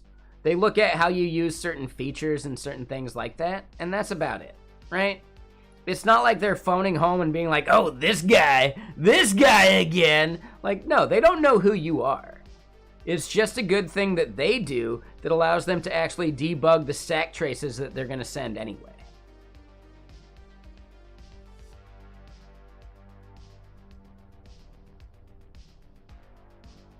Yeah, so they absolutely, if telemetry is turned on, send extra metadata with their bug reports and things like that.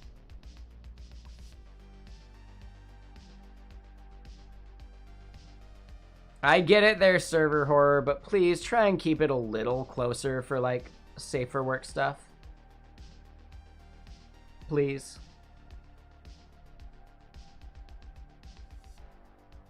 What up, Goat Meal? I mean, so this past week has been quiet because it's holiday time.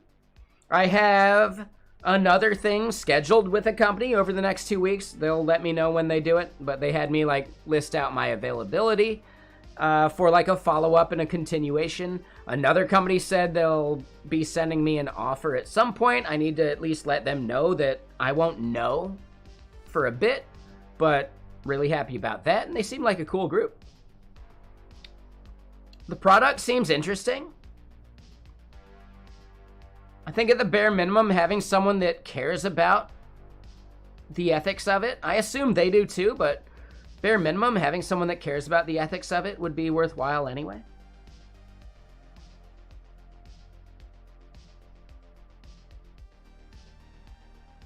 And then, yeah, I've like applied to a couple companies that I am actually kind of expecting some kind of reply from within the next week or two anyway. So, you know, I'm not like pushing and stressing about it. I have unemployment that will pay my rent until I find something that I think is a good fit.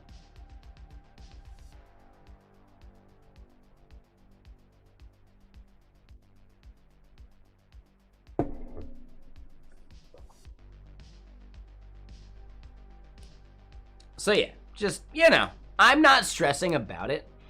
Technically, within the first 3 months of the new year is your best time to get hired at any company. Because they get a brand new budget to work with. It's the brand new year, so they're not worrying too much about previous quarters. Like, there's a whole bunch of reasons why most hiring happens within the first 3 months of the year. Most people change companies within that time, etc. Like, yeah. There's numbers that prove all that. And it has everything to do with, like, earnings, budgets, and reports, and, you know, stock market BS and all that. Sorry, I'm trying to make sure I don't swear. How's it going, kiddos?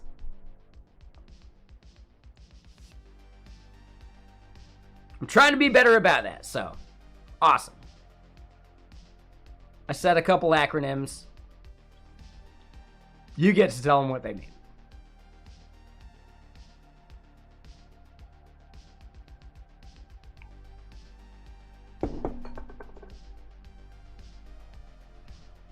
All right, so we don't want to do a field set. I feel like there should be like a wrapper for inputs, but maybe there isn't.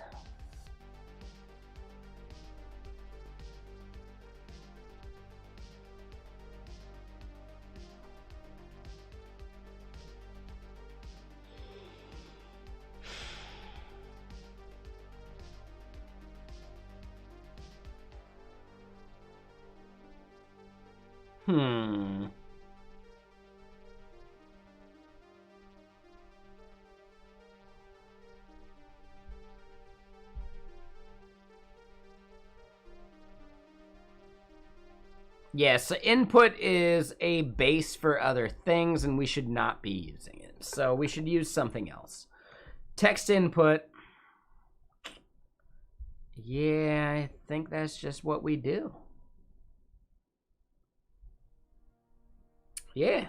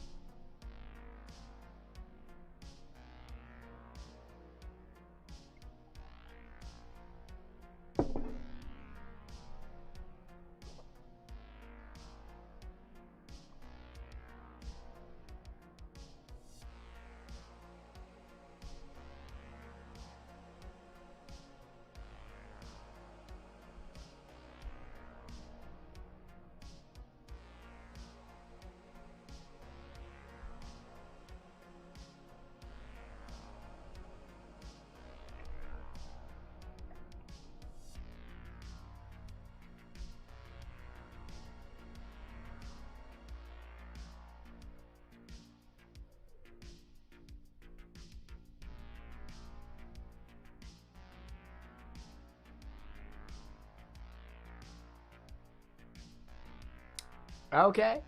Sure.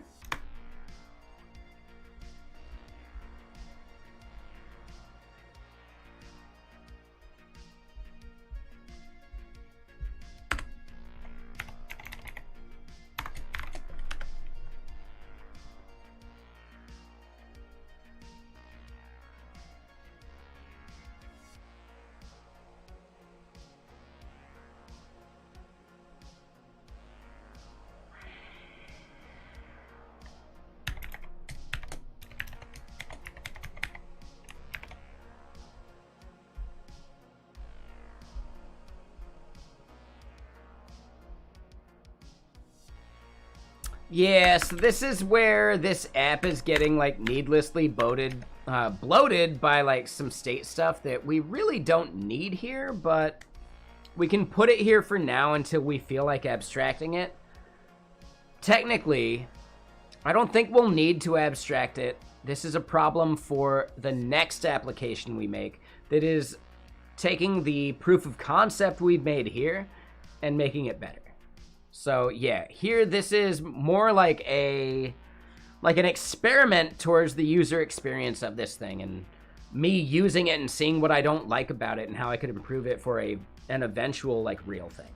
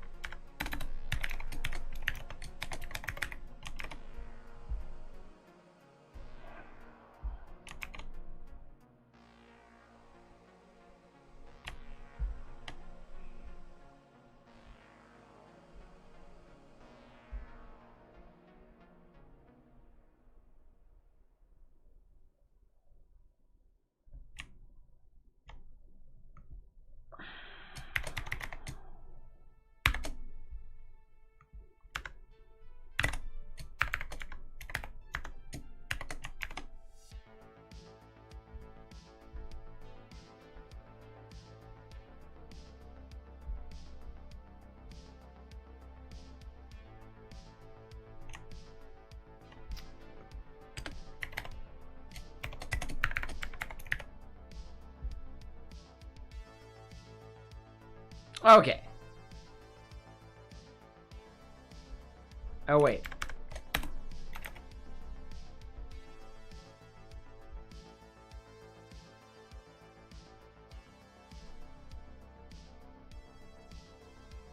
Does not exist on type omit. Okay, yeah. So that omit, perfect. Yeah, we can't do that there. Awesome. Nice. Way better. Oh, damn it. 6:40 already. Let me send messages. Just to double check. Ah, thanks for joining Akavenge. Yeah, for sure.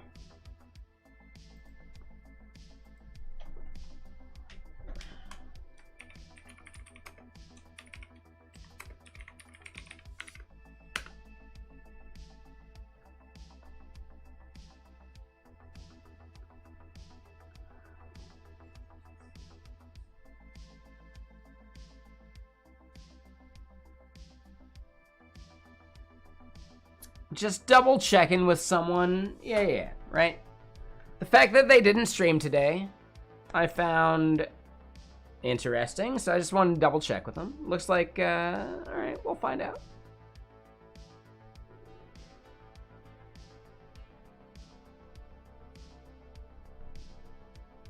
Sometimes people need a day off from streaming. I get it.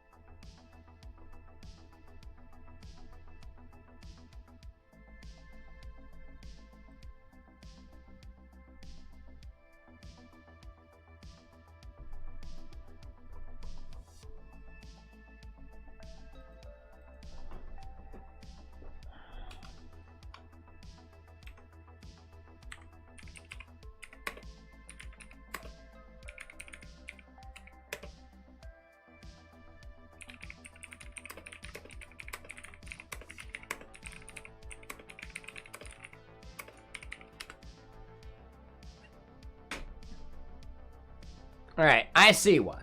Makes sense.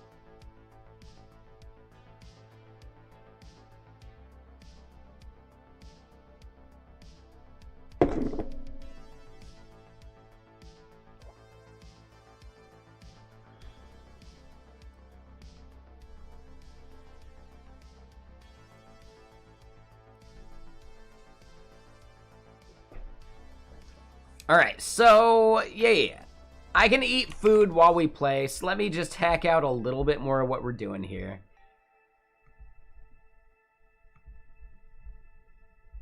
All right, we do that. We see this thing. Oof.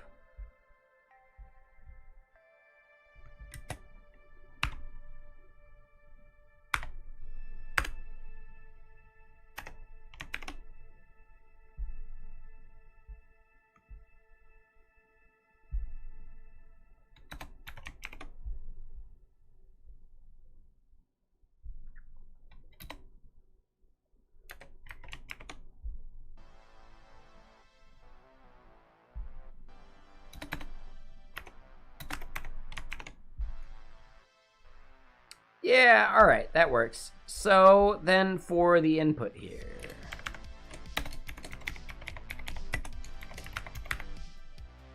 Hold on, this is book title.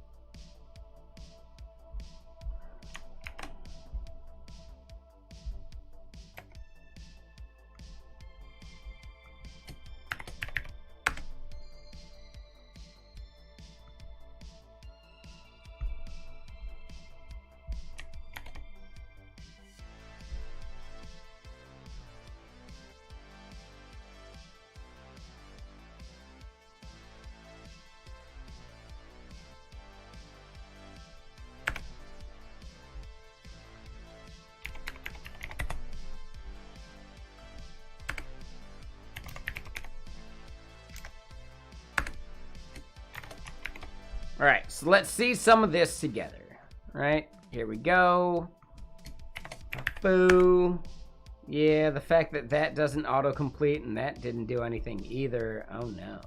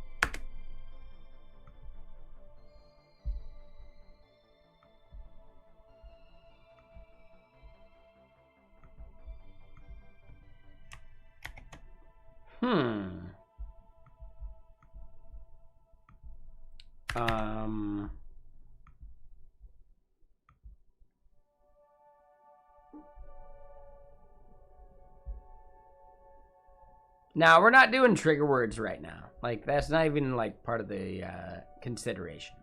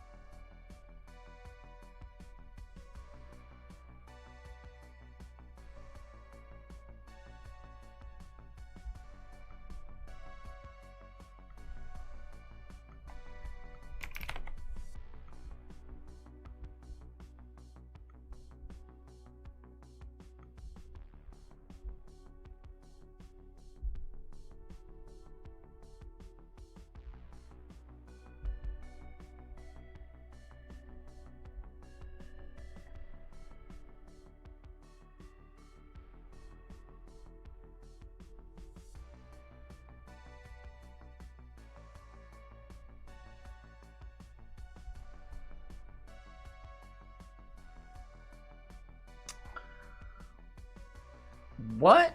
So we see, did it blend?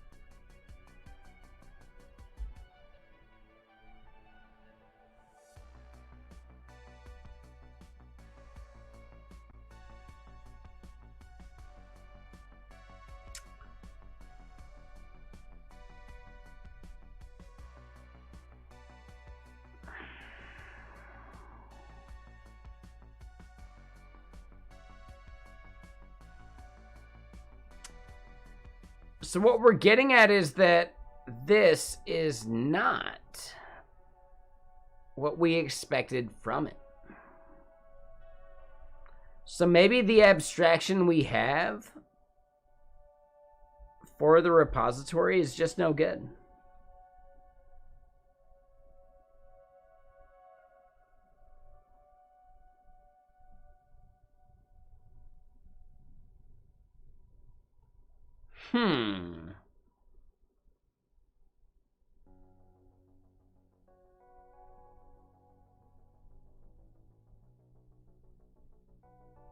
I don't know what the bug here is, but I think tomorrow we can actually dig into it and try abstracting a few things out.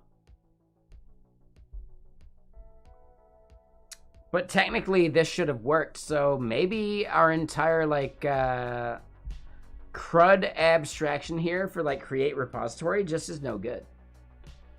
And that's possible. Like, yeah, I probably messed it up. I don't know how. But it's probably just a mistake on my part. But that said, like, we're going late enough, like...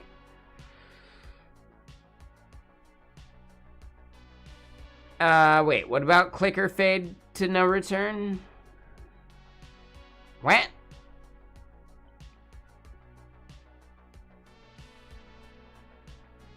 I don't know what you mean by that. But yeah, no, what we're getting at is there's something wrong in most likely this create function, and I need to be escaping something properly. Or I need to be calling the database in a different way as well. There's a whole bunch of things we could be doing wrong here. But that's my first instinct. What we're doing here within app doesn't actually seem like a problem.